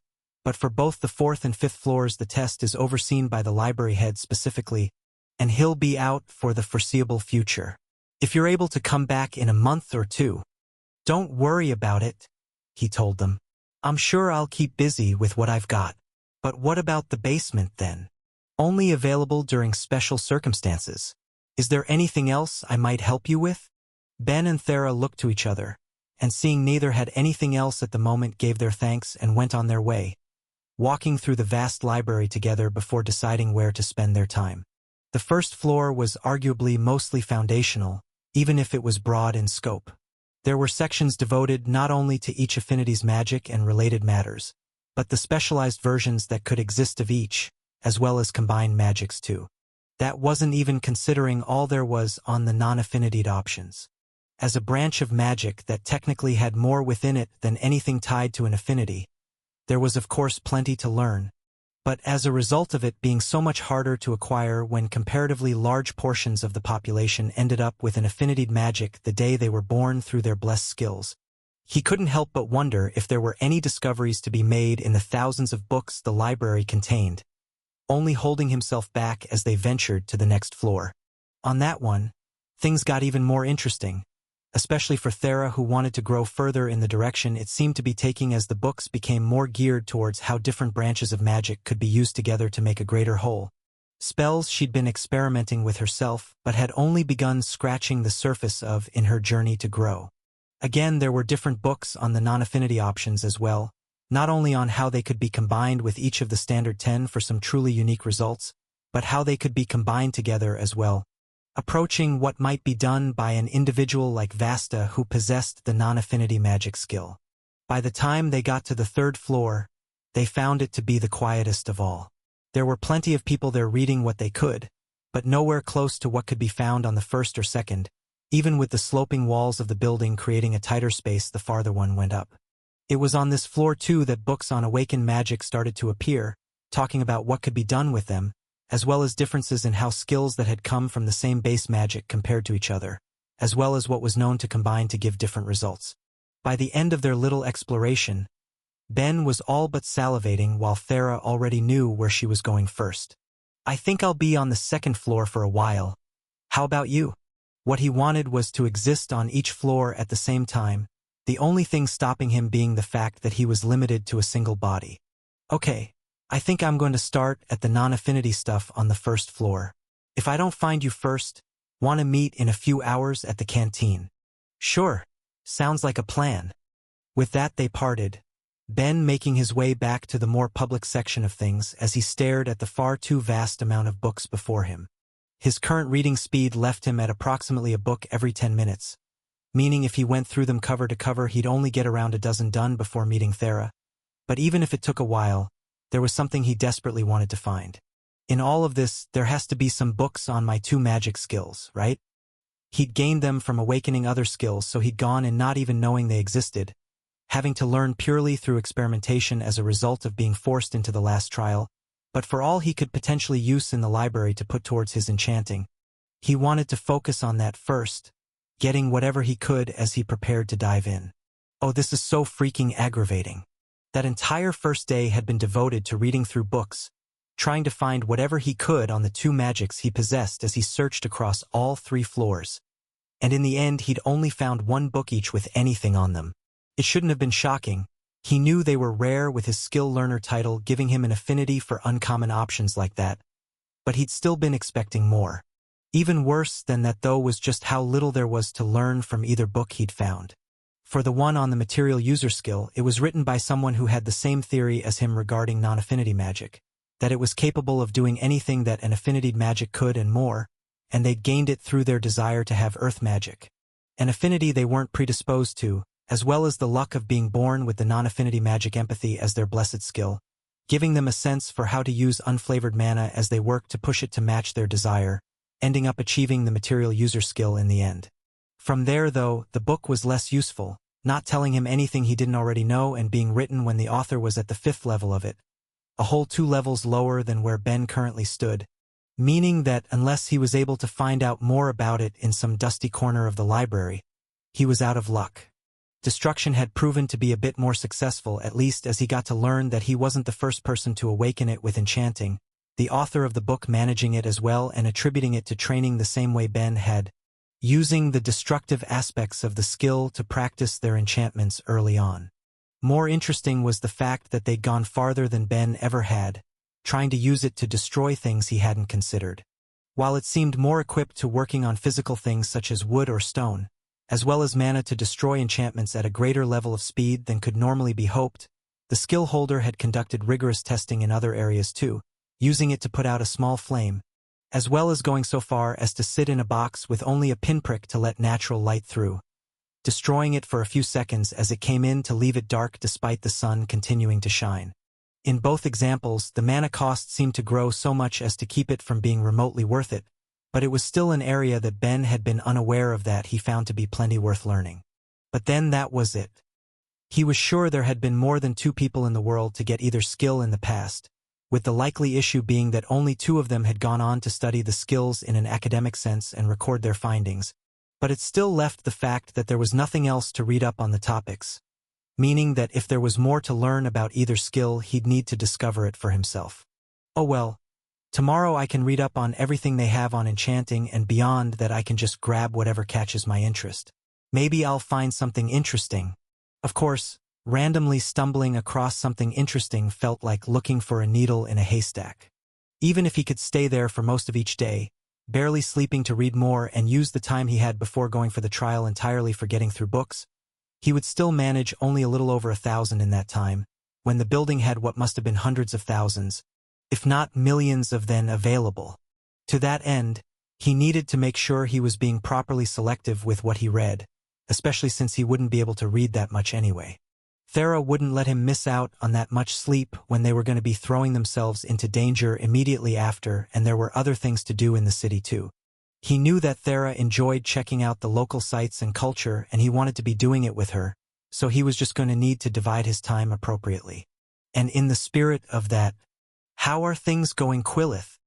he asked the alien, projecting himself into his room as the gray looked tired and defeated. "Exhausting. We aren't exactly putting helping your world on quite the same level as working to save our own, but we're doing our best with horrifying results." "Do I want to know?" "We found one of the invaders' gods," the alien told him. We aren't exactly pleased with how it turned out, to the point that some of the higher-ups started to feel flighty and wanted to abandon our work with this planet. Wait, what? What the hell happened? He couldn't imagine what could possibly justify such a response, but the alien with him gave a good enough reason that if he was in their place he'd have responded the same. It's not like you don't know that we can watch you without actually going to the extreme that is projecting our image into a reality. It's how we've observed the various life-bearing universes we've found, as well as looked at the ones lacking it. The issue is that as we were investigating your invaders, we found a world with something being worshipped, and as we watched it turn to look at us. What? Ben couldn't begin to guess how such a thing was possible. The Grey weren't even in the universe in any real sense, and if whatever they saw was really that powerful, then Ben was happy to just call it a game over as things stood. But Quillith spoke to calm him down. We believe it actually isn't as bad as it sounds, but to be cautious, we won't be viewing that world again. Our best guess is it was somehow able to detect the change in energy around it that let us observe it, but seeing it react created a strong impact. Your current world is only allowed to be contacted by select individuals, but before there were no limits on what could be watched, and after finding what seemed like a god that had descended upon that world, plenty tuned in. The moment it focused on the camera, following it no matter where or how it moved, people got scared. I don't think I need to remind you that this is the first reality that we've seen able to interact with others on a deeper level than the little we can do. We'd rather not find out what a being worshipped by thousands of worlds of people could do to us if it put its mind to it. Alright, noted, and going to do my best to not add that to my current nightmares. And while I'm certain I'm going to regret this, when you said you'd found one of their gods, one of how many are we talking about? The Grey could only shrug at the question. We have no idea, we're just assuming there's more based on what we know of the nature of your reality. If worlds before the system was put in place had a 50% chance of spawning a god from a mortal in their history, then doesn't it make sense that with thousands of worlds of people you would get more gods no matter how slim the odds are? Especially given their particular innate magic. Okay, yeah, that makes sense, and I hate thinking about that too. The more he thought about what they were up against, the more he wanted to stop. So rather than continue on with that thoroughly depressing topic, they moved on to his lessons for the night while he tried to ignore what the future held. I knew that no good alien was tricking me into learning physics, Ben grumbled to his god. No wonder I got that with Scholar instead of something like language knowledge, since he's been making me freaking study it for so long. I mean, haven't you ever heard that chemistry is just dirty physics? You'll probably level it by learning what you really want to. MMH, I don't know, he's talking a lot about fundamental forces of reality, and he's been shoving more and more math into it, and I really don't know if any of it's actually going to help me make things. But it's not going to hurt either, Myriad pointed out. Besides, you never know when something might come in handy.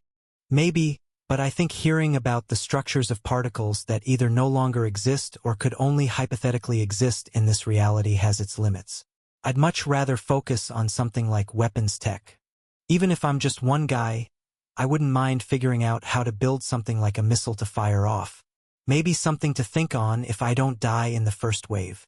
Yeah, well, in the spirit of keeping you alive longer, I have something for you, his god told him, perking Ben right up. Oh yeah? What? Before that, I just want to complain about how hard it was to get this, since a certain somebody decided to act out in front of all of the gods to an outrageous extent. I had to cross out a third of them right away who consider you either too unreasonable or insane, and then of who was left I needed to talk to the ones that were actually in a position to make this and had the correct properties as a god. And that isn't even mentioning Dash. Myriad, I appreciate all you do for me, and I'll be very receptive to hearing how much work it was after you tell me what it is we're even talking about, Ben said as he cut off his god, getting what felt like the best news of his life in return as Myriad brought forth what seemed to be a small ball of dull light. Something that should bring the recovery time for your headache and soul down by a month after you eat it, he said as Ben rushed forwards with those words to scoop it up and shove it in his mouth. In the instant after he felt relief. His headache wasn't gone, but it had dimmed more than anything that Lux had done, and he walked forward and hugged the cube. Myriad, I really love you. Do you have any gods you're not fond of? I'll go destroy their churches immediately. Just ask. What? No, obviously don't do that. If you're going to do anything, then work on getting me more believers. Infinite hells? Why are you like this? SHH. I'm just so happy right now. What was that and how do I get another? You don't. Consider it to be the same sort of minor blessing you once got from Jagal, only instead of giving you any noticeable bonus it was made from one of the world's soul gods to help soothe your soul, which has the lovely side effect of taking a bit of the strain off your mind. Tell them I love them too. PFFF, they were paid well in faith, don't you worry. You're just lucky I had so much extra before from gambling on your survival. In that case, I'm going back to directing 100% of my love to you. Yeah, you suck up. Just remember to keep avoiding using those 3 skills as much as you can, at least until you're back in top shape. Honestly, with the way your mind seems to work, I'm sure they'll level up eventually. But the consequences shouldn't be that bad by the time everything has settled in you. Done, at least 5 of my minds are on meditation duty for the rest of my life. I'm going to become the world's first Tier 3 meditation holder before I let myself go through this again. What has you so cheerful? Thera asked as they met in the morning, Ben taking her in his arms and spinning around out of joy. Being an apostle has finally paid off, 'cause my glorious, wonderful, majestic God pulled some favors and now my headache isn't as bad. Apparently, I'll be all healed up a month sooner than expected, so just around 3 more to deal with. Oh man, it's so nice to be alive. Despite still being far from 100%, it was the best he'd felt in weeks and he was happy to take it since it was a weight from his mind as Thera smiled back, just as happy to be hearing that bit of good news. That's great. Just don't let that get you in the mind frame to be pushing your mind skills though. Okay. Yes ma'am, don't worry. I already promised Myriad I was going to get to the 3rd tier of meditation before I let myself go through this again. Forget being a Zen master, I'm going to become some sort of Zen god. I'll reach nirvana and be free of all of my worldly suffering. She had no idea what he was going on about but laughed anyway. His good mood rubbing off on her as she felt better for knowing he was getting better before they went off to breakfast, followed by another day in the library. Well, I guess that's something, Ben thought with a sigh as he put the book down. He'd spent the last bit of the day going through some of the books in the library that were considered earth and death magic adjacent, their contents easier to learn for him thanks to the fact that they were related to his knowledge skill, which ended with his getting a level up. But all of that had only happened after many long hours reading up on enchanting. Even if slightly underwhelming, he'd consider the time he'd spent on the topic to have been worthwhile. He'd gotten to learn some more enchanting spells, even if they seemed obscure and less valuable than what he could manage by just using his skill rings, and just as interestingly, he'd gotten to read up on the many subtle differences between different awakened enchanting skills. There were many known and recorded paths to the skill, from the more typical high enchanting that was a more linear growth to the skill, to options where it would combine with a magic, granting the user the ability to enchant with it at a higher level than it could normally be cast, along with options where it combined with different crafting disciplines, getting skills like magic crafting or enchanted smithing, the name depending on specifically what combined with it and how, along with some influence from the past experience of the skill holder. Of those, his divine enchanting seemed most comparable to the standard high variant, with the main difference that even when it was at the Zeroth level it was significantly farther along. He wasn't certain, in fact he felt a lot of doubt in it, but it seemed like when he'd first gained the skill it would have been the equivalent of the 5th level in high enchanting, potentially even beyond that, with every level since being worth multiple levels of the high skill. I mean, I'd really want to see what someone with high enchanting could do to properly compare, but I have been told that it was pretty much unheard of to get the prefix divine added to a 2nd tier skill, so maybe there's some truth in it. What else could be making that difference though? The fact that it's my blessed skill must be doing something, but the only skill it combined with when it awakened was enchanting knowledge. How much difference could that have made for things? It had been proving to be an unusually handy skill, and it wasn't like its effects vanished when it combined. If anything, they'd grown greater. For whatever reason, the skill had let him learn not just information on enchanting with greater ease, but knowledge on magic and skills in general. On that note, Myriad, did you ever end up finding out why my enchanting knowledge was so versatile? Hellori cut in, the answer being clear to her at least. I'll have an easier time learning anything that involves skills. Gotcha. Oh man. I love knowledge skills so much. Definitely hope I get a few more. Wonder what potential jobs might give some? Soul-defiling gardener might give me something like soul or god knowledge if I'm lucky. What do you think the odds are? His god told him, "MMH, I know, but I can't help but be a little curious about it. It's definitely a job that nobody else has had before. How could I not want to take it? And there's plenty of ways out of that. I could go ham during the war to try and gain as much experience from killing demons as I can, or I could just keep completing achievements in your name for the harder bits of job experience. Hell, going that way, I just need to do what? 20ish achievements to complete the job without earning a single bit properly." Myriad grumbled. "Actually, speaking of, what are the odds I can do it and use finishing the trial again?" MMH, "Fair, but honestly it's been a while since I've taken one anyway, since no good options have popped up, so I'll take it." Annoyingly, the best perk of being an apostle, having quests he could complete for his god to earn a reward, was starting to seem like a well that was running dry. The last 3 he'd finished, being to write a holy text, earn 100 believers, and establish a holy land, hadn't resulted in any further ones since they were completed, meaning he was stuck with only 2. Complete an achievement in Myriad's name for 5 job levels, or to lead at least 3 of his believers in accomplishing a greater goal, getting him a level to a lower skill and getting the believers who'd helped him 3 job levels each for their trouble. Even if it means I might miss out on a good chance to take the other one by taking this now, probably better to just have it. I've definitely missed out on some free job experience in the past by not having it selected. His god had told him before that he could potentially complete that one by doing things like slaying a powerful monster, helping his believers as a whole, and achieving great acts that could have been directed at Myriad, or doing something as a craftsman, such as presenting an ultra-rare item to a great warrior, and he'd done a few of those things already without even meaning to, meaning that he'd missed out on free levels that could have potentially saved him weeks of work. And I can't keep doing the same achievement again and again for easy experience either. Ugh, let's see, even though I gave Amy a lower ultra-rare item without grabbing those sweet achievement points, I could potentially do the same thing in the future by handing off a middle-grade one. What else, though? I'm sure there's a few ways I could work the quest to my benefit. I'll just have to do my best. 'Cause I'm a cute little scamp, obviously. Ben thought back, grinning in the empty shelves he was sitting in for nobody else to see. Ben didn't want to get out of bed as the sun rose, the desire to stay within his sheets and hide from what was to come overwhelming him in a way it never would in the past. He tried to sleep properly during the night but failed to get any real rest as he was assaulted by his dreams until he eventually gave up to spend the rest of the time with Myriad, giving his body a chance to relax that his mind would lack. After what felt like far too soon, though, he got up, splashing some water on his face and trying to put on a positive expression as a single thought swarmed his many minds. One more day.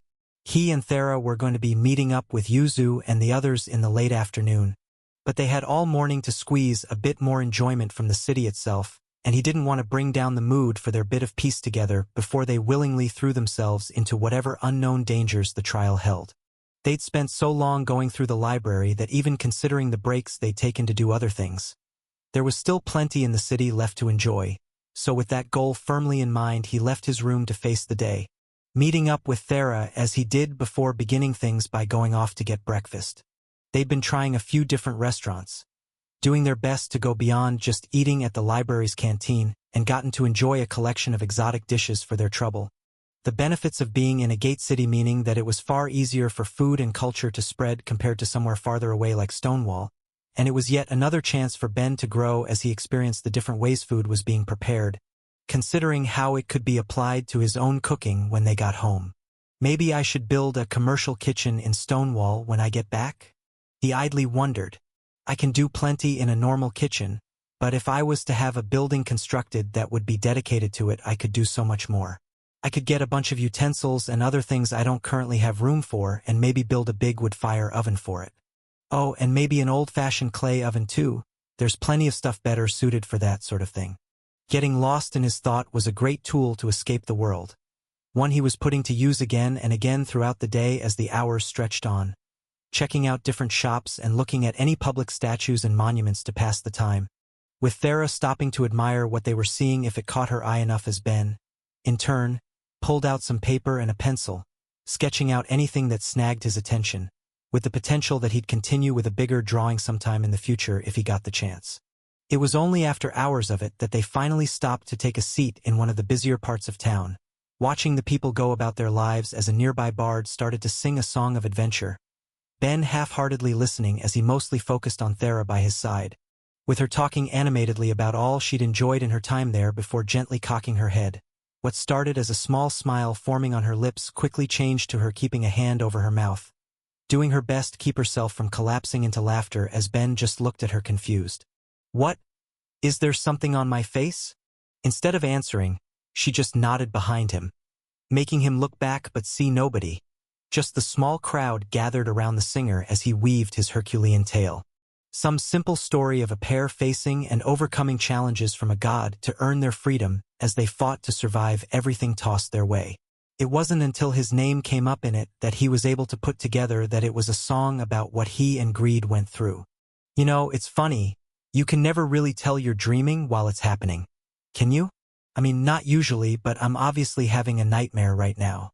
Not sure if it's worse than my usual trial-based ones or not. At that, Thera finally lost it, leaning into him as she gasped for air while she laughed, wiping tears from her eyes. "Sorry, Ben, but this is very real. It's not like Greed didn't warn you he was going to make a song about your time together, right?" "Yeah, but I didn't know other people would be singing it." He knew that as a person with an awakened music skill, Greed had a high level of fame, but Ben had still expected the Crab would be the only one singing whatever he'd made to smaller venues than anything he'd expected from an A-list musician from Earth. He'd never even considered the prospect that other musicians would hear the piece Greed made and spread it around as well, to the point that Ben could just casually run into someone performing it. Ben couldn't help but want to just curl up and hide away as Thera got her laughter under control, dragging him by the arms to get in with the crowd to listen to the performance while he was unable to escape the lyrics of exaggerated heroism and valor that had supposedly been displayed in their fight for freedom. The song stretching on for an unbearable 15 extra minutes from when he'd figured out what they were listening to as he was forced to hear the story of him and Greed going through each trial, with the occasional interlude in between of what they did as they waited and ending with their glorious freedom. Ben confessing his love to top it all off. As the crowd applauded, people went up to tap their cards against the performers, tipping the man for the free show as Ben and Thera did as well. "That was excellent," Thera told the musician. "I couldn't be happier to have run into this while we're still in the city." "Ha! Well, thank you very much, miss, though it doesn't look like your companion feels the same," he said as he nodded to Ben, still looking like he wanted to die. "Ah, no, it was great," he said awkwardly. "Real entertaining. I just have a bit of a headache is all. Mind if I ask though, I don't think this is the first time I've heard this. Is the song popular?" He was praying the answer was going to be a resounding no, that the musician just happened to be taken with it after hearing it and that running into the one other man performing it was nothing more than a terrible coincidence. But Ben continued to lack luck on that front as the man laughed in his face. "That might be an understatement. One of the song stars has been selling out shows left and right. Honestly, I can't do it proper justice compared to a man that actually suffered through all of that. So if you did enjoy it, you should do your best to get your hands on some tickets for Greed's performance. Well, maybe not anytime soon, but I'm pretty sure he's going to be performing this for the rest of his life, so a time will come eventually. Yeah, we'll look into that. Thanks." After an explanation like that, Ben tapped his card against the musician's, thanking him again for the show as he all but stumbled away, Thera once again doing her best not to laugh as Ben eventually laid his head on her shoulder. Yeah, enjoy this all you want, but the more this spreads the more likely it is that your parents find out about us before you tell them yourself." With the thought of what she'd have to hear if her parents found out about their relationship planted firmly in her head with that simple sentence, Thera's face took on a look of horror that matched how Ben was feeling on the inside as they both finally went to meet up with Amy, Jake, and Yuzu. With the many emotions at play from the performance eventually calming down, the two of them went back to the embassy, waiting outside as they saw the five of them in the distance. Yuliel and Vasta were walking behind, seeming relaxed despite keeping vigilant of anything that might harm those in their care while Amy, Jake, and Yuzu waved, Ben and Thera making their way over to them in turn. It was nice to reunite with some familiar faces despite what they intended to walk into, and Ben couldn't help but smile, even if the feeling of his sacrilege snuck up on him as he looked at Yuzu. It wasn't quite the same as looking at a god, but there was no doubt in his mind he was looking at someone destined for godhood as his skill screamed at him, pointing out a target he might have a chance against, at least compared to any true gods he'd seen in their higher realms. Alright, not attacking a friend. He told himself, suppressing the effect the best he could. Thera had no eye for the skill effect he was dealing with. Only sharing that bit of happiness he felt to see them all again as Yuzu rushed up ahead despite the calls from the two mages. Her eyes locked as she went to reunite with her friend, only as a small glance to him brought her focus to Ben in full force, first looking in confusion, only for it to turn to naked shock as they finally met. The soul mage switching from going to hug Thera to grabbing Ben by the shoulders, shaking him with all of her strength as she yelled out. It hasn't even been a year. How did all of this happen? Ben couldn't help but flop around as he was shaken in Yuzu's powerful grasp. The attributes of a person who came to the world with a Tier 3 skill even greater than anything his classmates had been lucky enough to arrive with, as he ignored both her shock and the confused reactions of those who came with her in favor of asking a question. Good seeing you too, Yuzu. So you can just talk to me now, huh? The tool he'd made her to let her project her thoughts was nowhere to be seen, but she'd still been comfortable enough yelling at him that it didn't seem to be an issue. But it had been such a short time since he'd made it that it was a little disappointing if it already wasn't going to see any use anymore. I got married, and that's not what's important. How did all of this happen? She asked as she gestured up and down him. It's only been a few months. A productive few months. Also, it's rude to comment on someone's soul like this. Give me a break. Could we maybe get context? Amy asked as she and the others caught up, with Thera having already figured out what had provoked such a reaction. I'd tell you now, but I'd rather not risk getting attacked in the street again, Ben said, casting a small look to Yuliel as she brushed it off. Don't hold a grudge. I apologized, didn't I? To be clear, no, you actually didn't. But moving on, Ben, your outfit just keeps getting wilder and wilder, Jake told him, changing the subject as he looked him up and down. It wasn't an unreasonable statement. When they'd last seen him, he did have his jacket, the first church of Myriad, as well as fingers covered in rings, but to that he'd added the glove he'd made while stuck in the dead god's trial as a medium to help guide his mana, along with arms covered in bracelets, both the more Bujal and Deathstone ones to train his attributes, but also the 3 mithril bands with mana batteries shoved into them as a way to constantly train his enchanting. Hey, I'll have you know that all of this is super useful for my long-term goal of not dying. Hell, if you're willing to have your attributes drained, I can make you a more Bujal and Deathstone band or ring depending on what you can handle. They're basically cheat codes for passive growth if you can deal with a bit of discomfort. Hard pass, Amy told him, answering for Jake before he could agree to something that she was sure would lead to a future where he died in the dumbest way possible. But how do colored contacts keep you from dying then? Couleur contact. He asked back, taking a moment to figure out what she was even talking about. Oh right, this is just my eyes. Long story short, one of the skills changed the color, so I've got these lovely violets now. He'd grown so used to the change he didn't even think about it most of the time, though it did admittedly still catch his attention whenever he saw his reflection. But hearing that, Jake was enthralled. Wait, there's a skill to change your eye color? Ah man, that's so freaking cool. I mean, it would be even cooler looking if it was just one. But still, I like it, it has impact. How do I pull it off? Another explanation that would get me attacked in the street. Well, we booked a private room for dinner, so let's go already.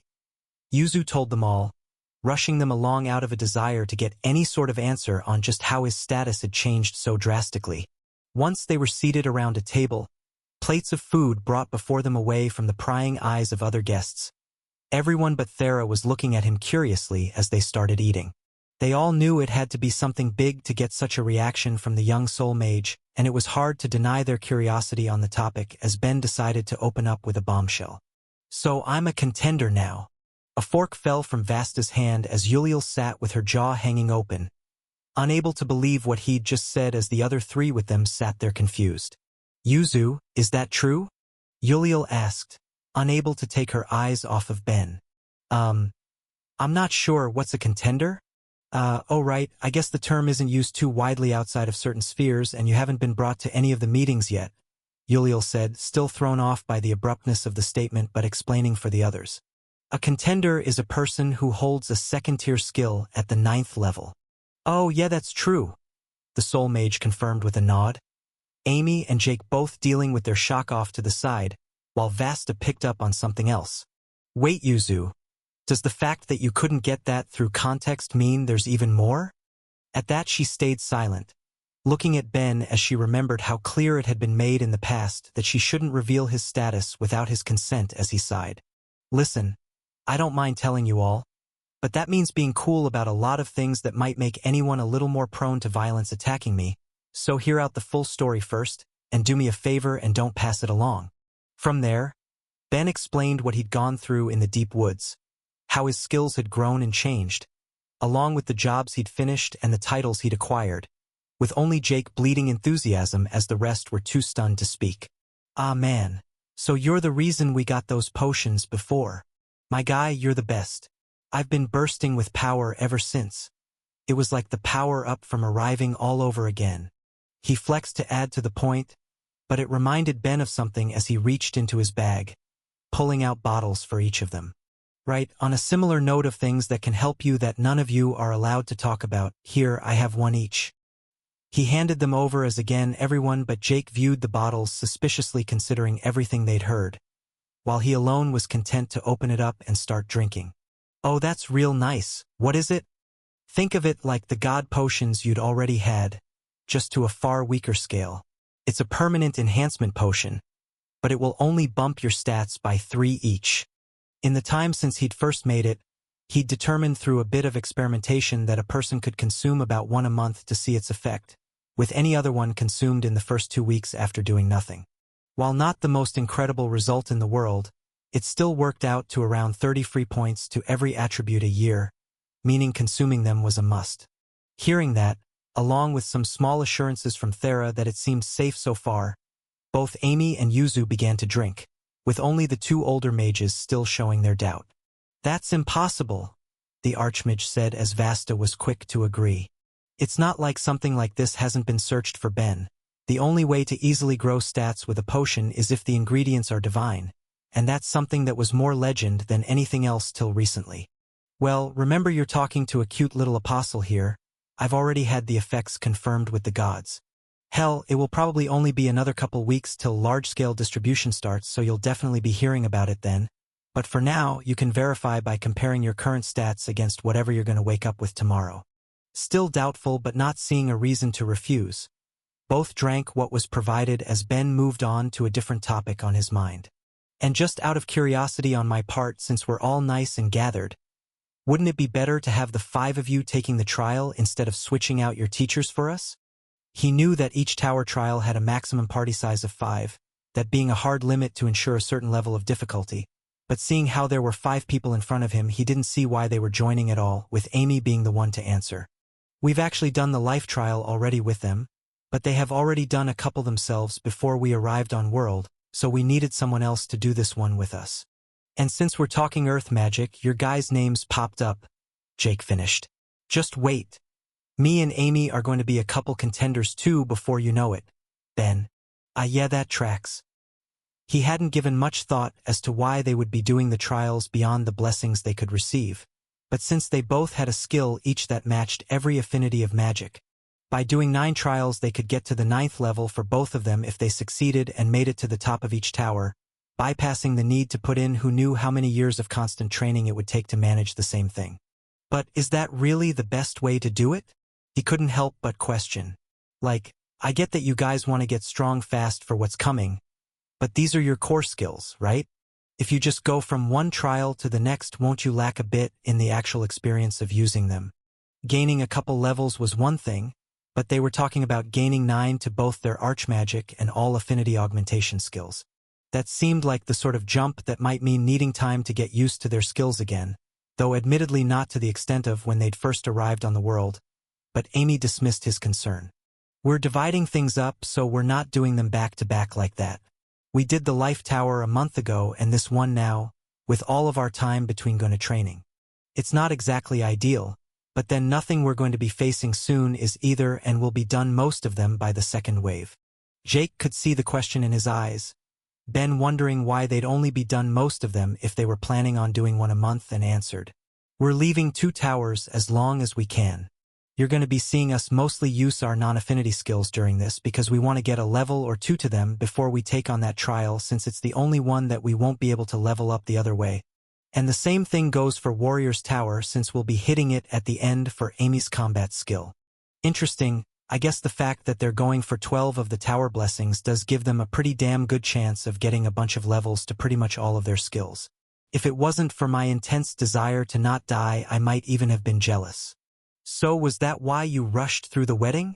Thera asked, curious about how that worked out as Yuzu nodded while Jake laid down against the table. It was so much fun, Yuzu said with cheer. Sorry. I know a lot of cultures on this world do public things when people join lives, but mine don't. Which is why there were no invites. But I'm so happy to have it out of the way. I'm never going to forget it. Me neither, Jake muttered, looking traumatized in ways neither Ben nor Thera knew how to interpret as Amy spoke up. We had to do it fast for them because it would have been too difficult to deal with Yuzu not talking with the war coming, but I think I might do the same sort when it's time too.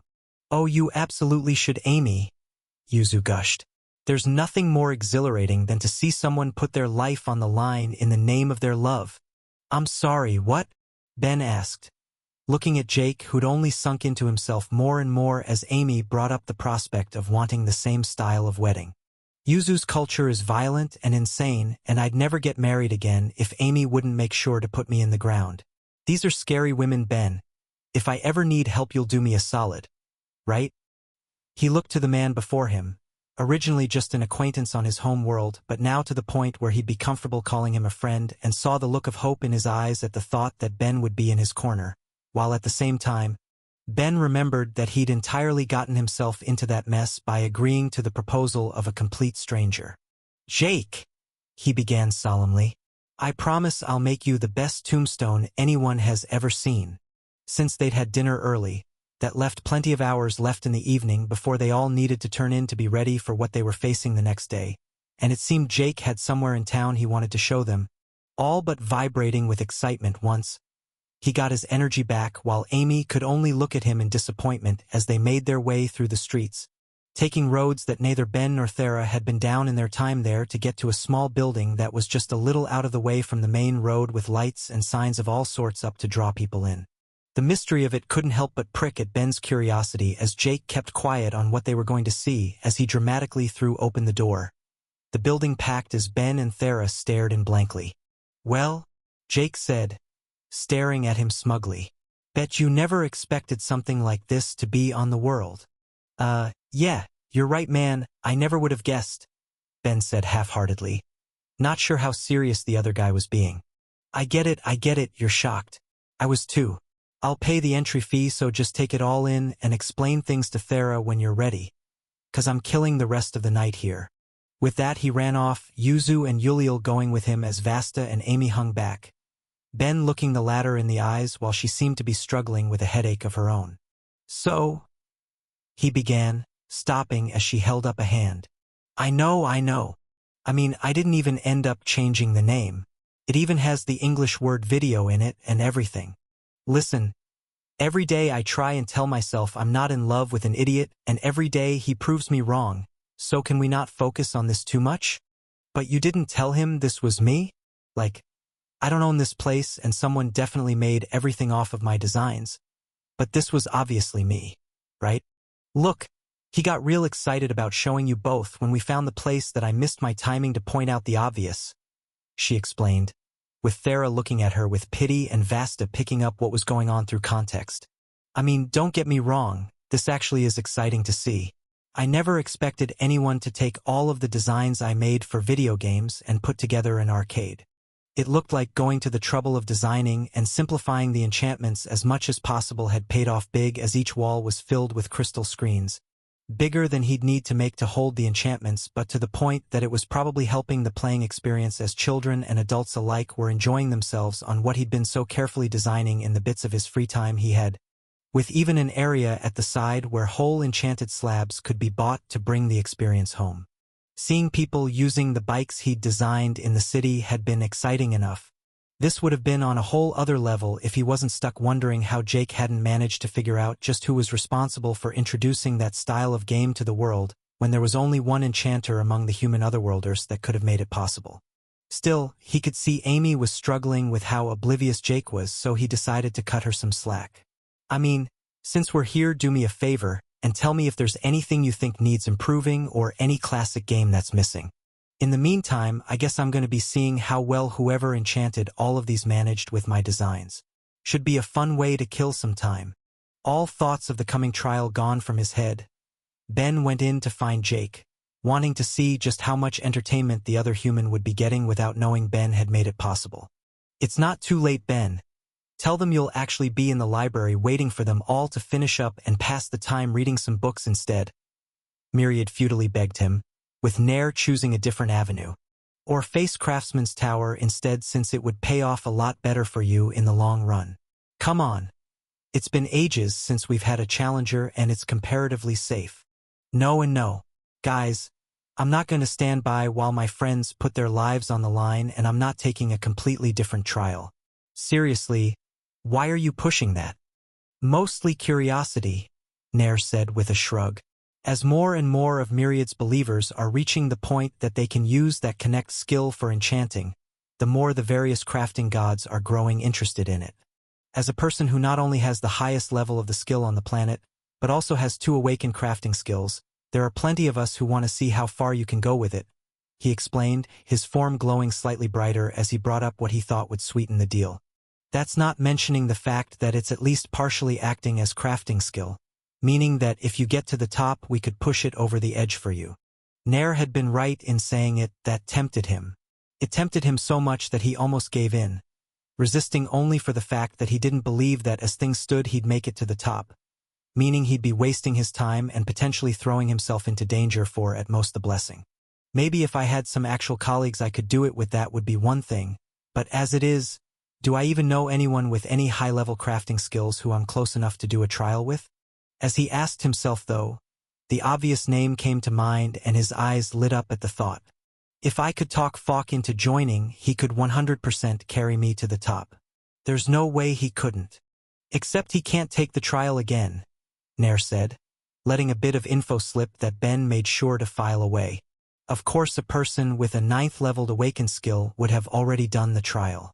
Ugh, I guess I don't know for sure his smithing skill is the 9th level one, but still, if he can make legendary items, why wouldn't he have done it already? Well, in that case, I'll continue to pass, Ben sighed. Maybe if I get a couple more levels to my crafting and enchanting I will, but it would be nothing but a waste if I try and can't get the best reward. If I'm going to be doing this, I'm not doing it till I'm certain. You know there's no guarantee you'll raise your skills more? Nair pointed out in a final attempt to talk him into it. Plenty of people never get a level after awakening. You shouldn't just blindly count on it. Trying to grab this chance to awaken your connect skill could even be your best chance to keep raising your other skills as well. Hearing all of that, though, Ben could only look at him blankly. Seriously, you're going to tell me I'm not going to gain any more levels when I'm only at 2 and already making ultra-rare stuff on the regular? At that, Nair had to give up.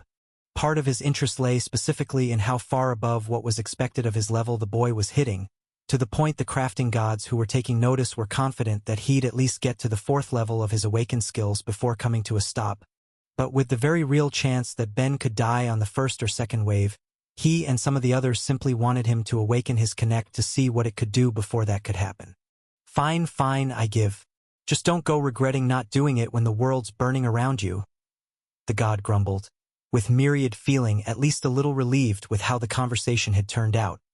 He knew Ben well enough that he didn't think his apostle would abandon Thera to take a different trial, but there was always the risk that he would give in and do it right after for whatever small chance it would give him of awakening his connect skill. So, are you feeling ready?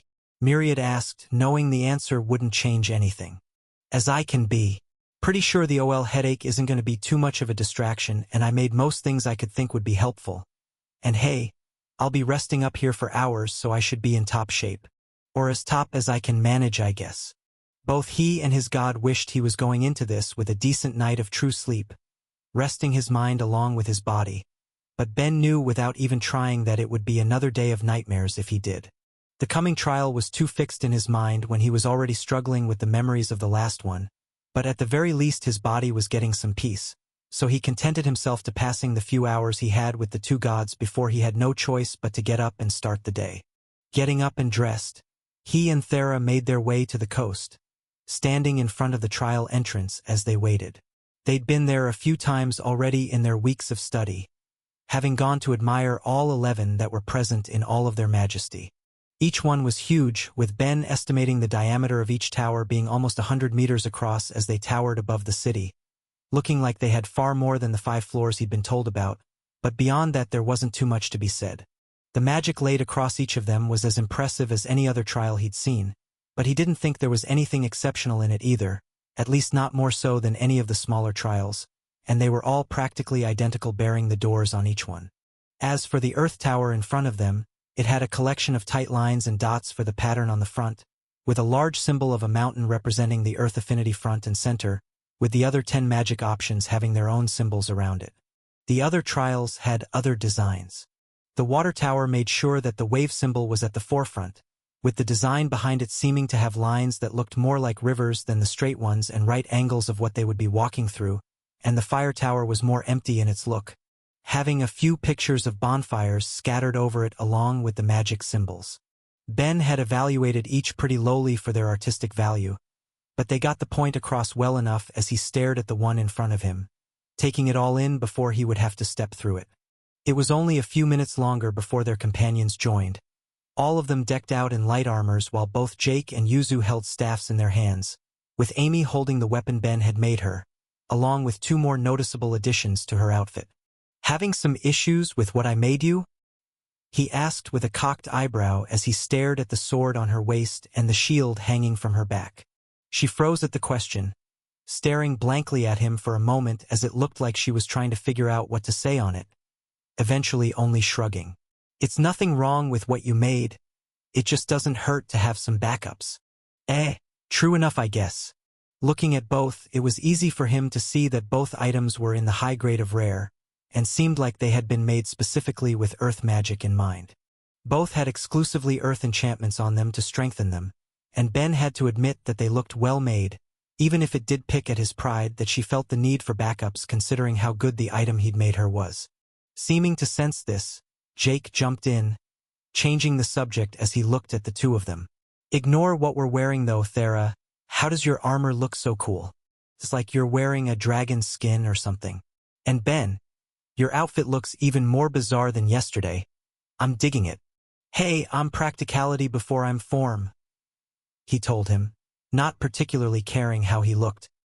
He really was dressed mostly the same as he was yesterday, with the main 2 differences being that he lacked the Deathstone and Morbusial bracelets out of a desire to not have any attributes drained as they were fighting for their lives, along with the addition of a vest beneath his jacket, the many pockets on its front giving him far easier access to the things he'd made than he'd get from having to dig through the backpack he was carrying. "Anyway, before we go in I have something for you. Also be eternally grateful that you know such a fantastic craftsman." He reached into his bag, pulling out 5 armbands, each looking nearly identical with each one having 5 small compasses inscribed with a letter built into them, as he handed one to each of them to wear. "Love me some free stuff," Jake said happily as he put it on. "What's it do?" The answer came not from Ben though, but Amy, who managed to understand it after only a moment of looking, her eyes widening in surprise. "Are these tracking devices?" she asked as Ben smiled. "They are indeed.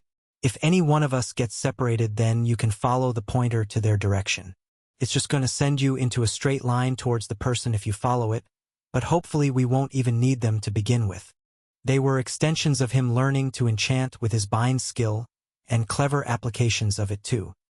He vividly remembered the constant worry that he and Greed might get separated in any of the stages of the last trial he went through, and considering he couldn't just shove anyone he was currently with into a pocket or the same armor as him, that meant he wanted a way to find each other if need be. The 3 of them did a quick test, making sure they understood how to use them as their teachers watched from the back, feeling impressed as they did.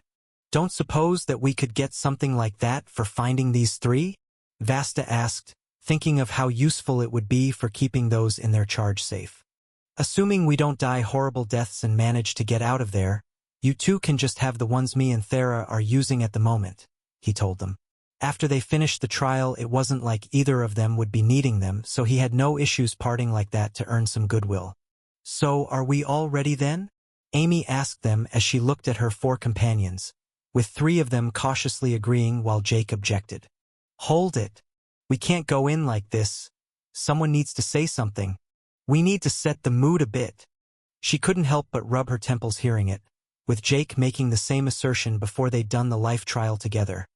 But she gave in since she knew it would be quicker than arguing the point. "Fine. What do you want to say?" Me? I got nothing," Jake said, not noticing the death look he was getting from his girlfriend as his wife just smiled at his free spirit. "Ben, Thera, one of you say something. Come on and inspire us."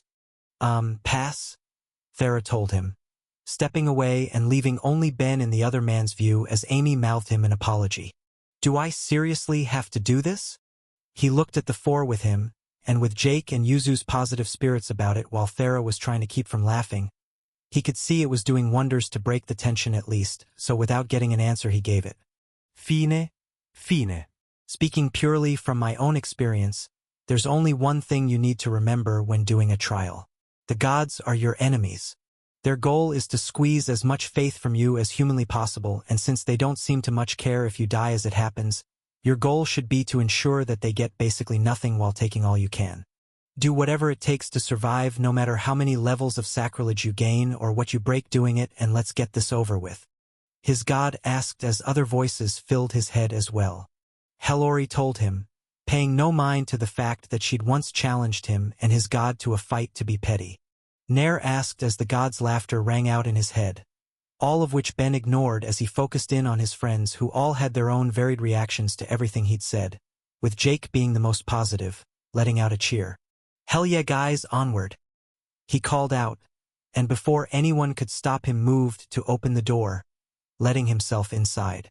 There were 3 conditions to gaining access to a tower trial, with the person attempting it only needing one of them to enter. Either they needed an awakened skill that matched the theme of the particular tower, they needed to have completed the trial of a god before, or they needed to be in a party with someone who'd fulfilled either of those other 2 conditions.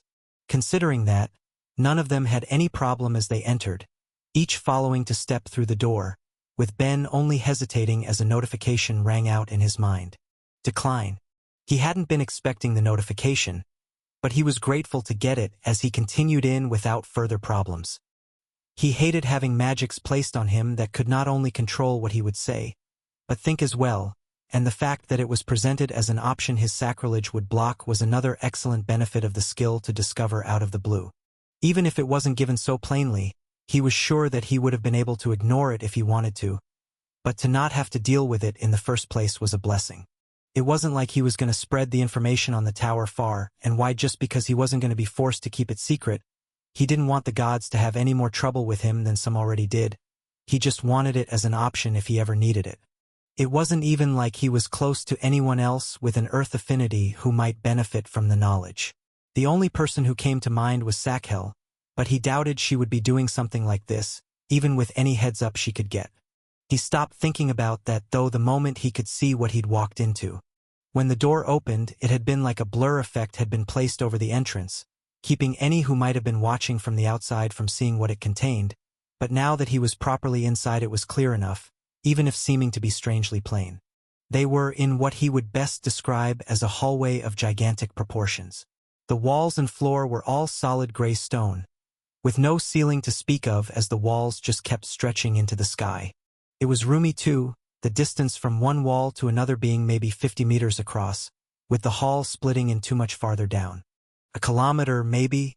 But what's the challenge here? Is it getting to the other end?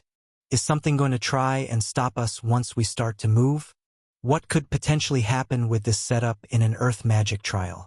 Despite his previous efforts to leave a few of his minds resting at all times, at the moment all of them were in a blaze, trying to look at every single possibility that they could have to face as only one focused on those he was with, speaking up as he did. So from the looks of it, we're supposed to be going forwards. But since I absolutely hate playing by the rules, do one of you want to try opening a hole in the wall first to see if there's anything on the other side? He suggested it in the hopes that it could be a potential avenue for escape if need be, Thera having more than enough power for something like that, But it was Jake who agreed, eagerly rushing to the wall as the rest followed to test out his magic. His mind filled with discovering some secret area to explore right at the start, with his mood only dropping as nothing happened. Not only can I not get through with my non-affinity stuff, I can't with my earth magic either. Heck, I can do anything to the wall at all. Can't even pull any stone from it. Oh, that might be bad, Amy muttered. Thera, can you pull any from the floor? Doesn't look like it. So our two mages with earth magic have no earth to use, at least right now, she muttered, feeling a small amount of worry as she did until Ben reached into his spatial bag, pulling out two large rocks. Well, it's not much, but I have both of these, he said happily, handing one to both Thera and Jake as Amy just looked on in confusion. Why did you pack rocks? Well, when I was planning for this, I just said to myself, if I was a real bastard of a god, what would I do? And one of the answers was not give any earth to use in the trial itself. Not that it will really affect Jake much, I guess, since he's going to be restricting himself, but it could still be handy. Hey, I'll take it, his old classmate said, reshaping the rock into a thick bracelet in case he ended up needing it. But for now, nowhere to go but forwards. With the truth of that plan to see, he prepared for a bit of a walk, staying vigilant as he started, only to stop as Jake showed his immediate value. As a holder of the Archmage skill, he had access to every branch of magic, meaning space as well, which he put to instant use, tearing a hole where they were that reached across to where the area split as he gave them all a smug smile, waving them through to the other end to find both new hallways stretching on just as far. Pretty sure if he's supposed to be ignoring his affinitied magics to train his non-affinitied ones, he should be carrying us through the air instead of using space, but I don't think I'm going to complain if he forgot or just ignoring it. It was a fact the rest of them picked up on as well, happy to ignore the small breaking of his training in at least that particular instance. Well, that's definitely going to help things, Thera muttered as Yuzu looked around before speaking the obvious next question. So left or right? They lacked the information they needed to know if there was any right or wrong choice, and looking down both ways told them nothing, one path bending at a right angle and the other splitting again. When in doubt, just gotta make the right choice, Jake told them confidently, opening another portal leading to the pathway on the right, the one that bent instead of splitting, and with no clear option the rest of them followed along, stepping through as every muscle in Ben's body was tense, all but waiting for something to happen. Still, things seemed fine though as they continued on. Jake would open a portal, they'd walk through, and then wait for a minute as he regained a bit of the mana he'd spent as they tried to see if any explanation presented itself. The fact that they hadn't dealt with anything was scratching at Ben's minds. If they were just supposed to find a way out, then this wasn't a challenge, it was just tedious. But he knew something had to be coming eventually. Nair wouldn't have described the floors as death traps otherwise. And as they stepped through the next portal, they got their answer. They got to another split in the path, and like the last time, they took a moment to assess things, with those seconds nearly getting them killed. There was no sound to accompany it, no warning that something was going to happen. But as if their presence had activated something, a part of the wall on the right path came down close to them and out of it poured liquid stone. Lava gushing out as something Ben hadn't been expecting. The earth tower containing a trap that combined both rock and fire. None of them had been prepared for it and each moved in different ways. Amy and Yuzu reached out to the others to drag them and run while Jake tried to use his space magic as fast as possible to get them away. But in the end, it was Thera who was the first and most equipped to act. Her sheer quantity of mana that could dwarf even that of the otherworlders showing its immense value as she held forth her staff and blocked the coming flood. Lava pilling up like there was an invisible wall stopping it, but not the heat it carried as even from a distance they all felt it sting on their skin before Jake got a portal open, whisking them all back to the safety of the entrance. At least as long as that stops flowing eventually. Really don't want to deal with the trial flooding in a few hours. So that sucked, Amy said once they were safe and regaining their breath, giving what felt like a ridiculous understatement. Definitely not what I would have expected from an earth trial, Ben agreed. Rockfalls or pitfalls, but wasn't expecting lava. So it just means we went the wrong way, Yuzu said more confidently. We'll take a different path from there and figure it out. Thera, for her part, was less sure though. The path continued on past the lava, We might be supposed to get past it and keep going. Well, I don't know about you guys, Jake started. But I don't want to test that unless I have to. Want to try a different path first. Agreement going around, and with few other choices, Jake opened a portal to where the path split again, only this time taking a left as they went to see what it had in store for them all.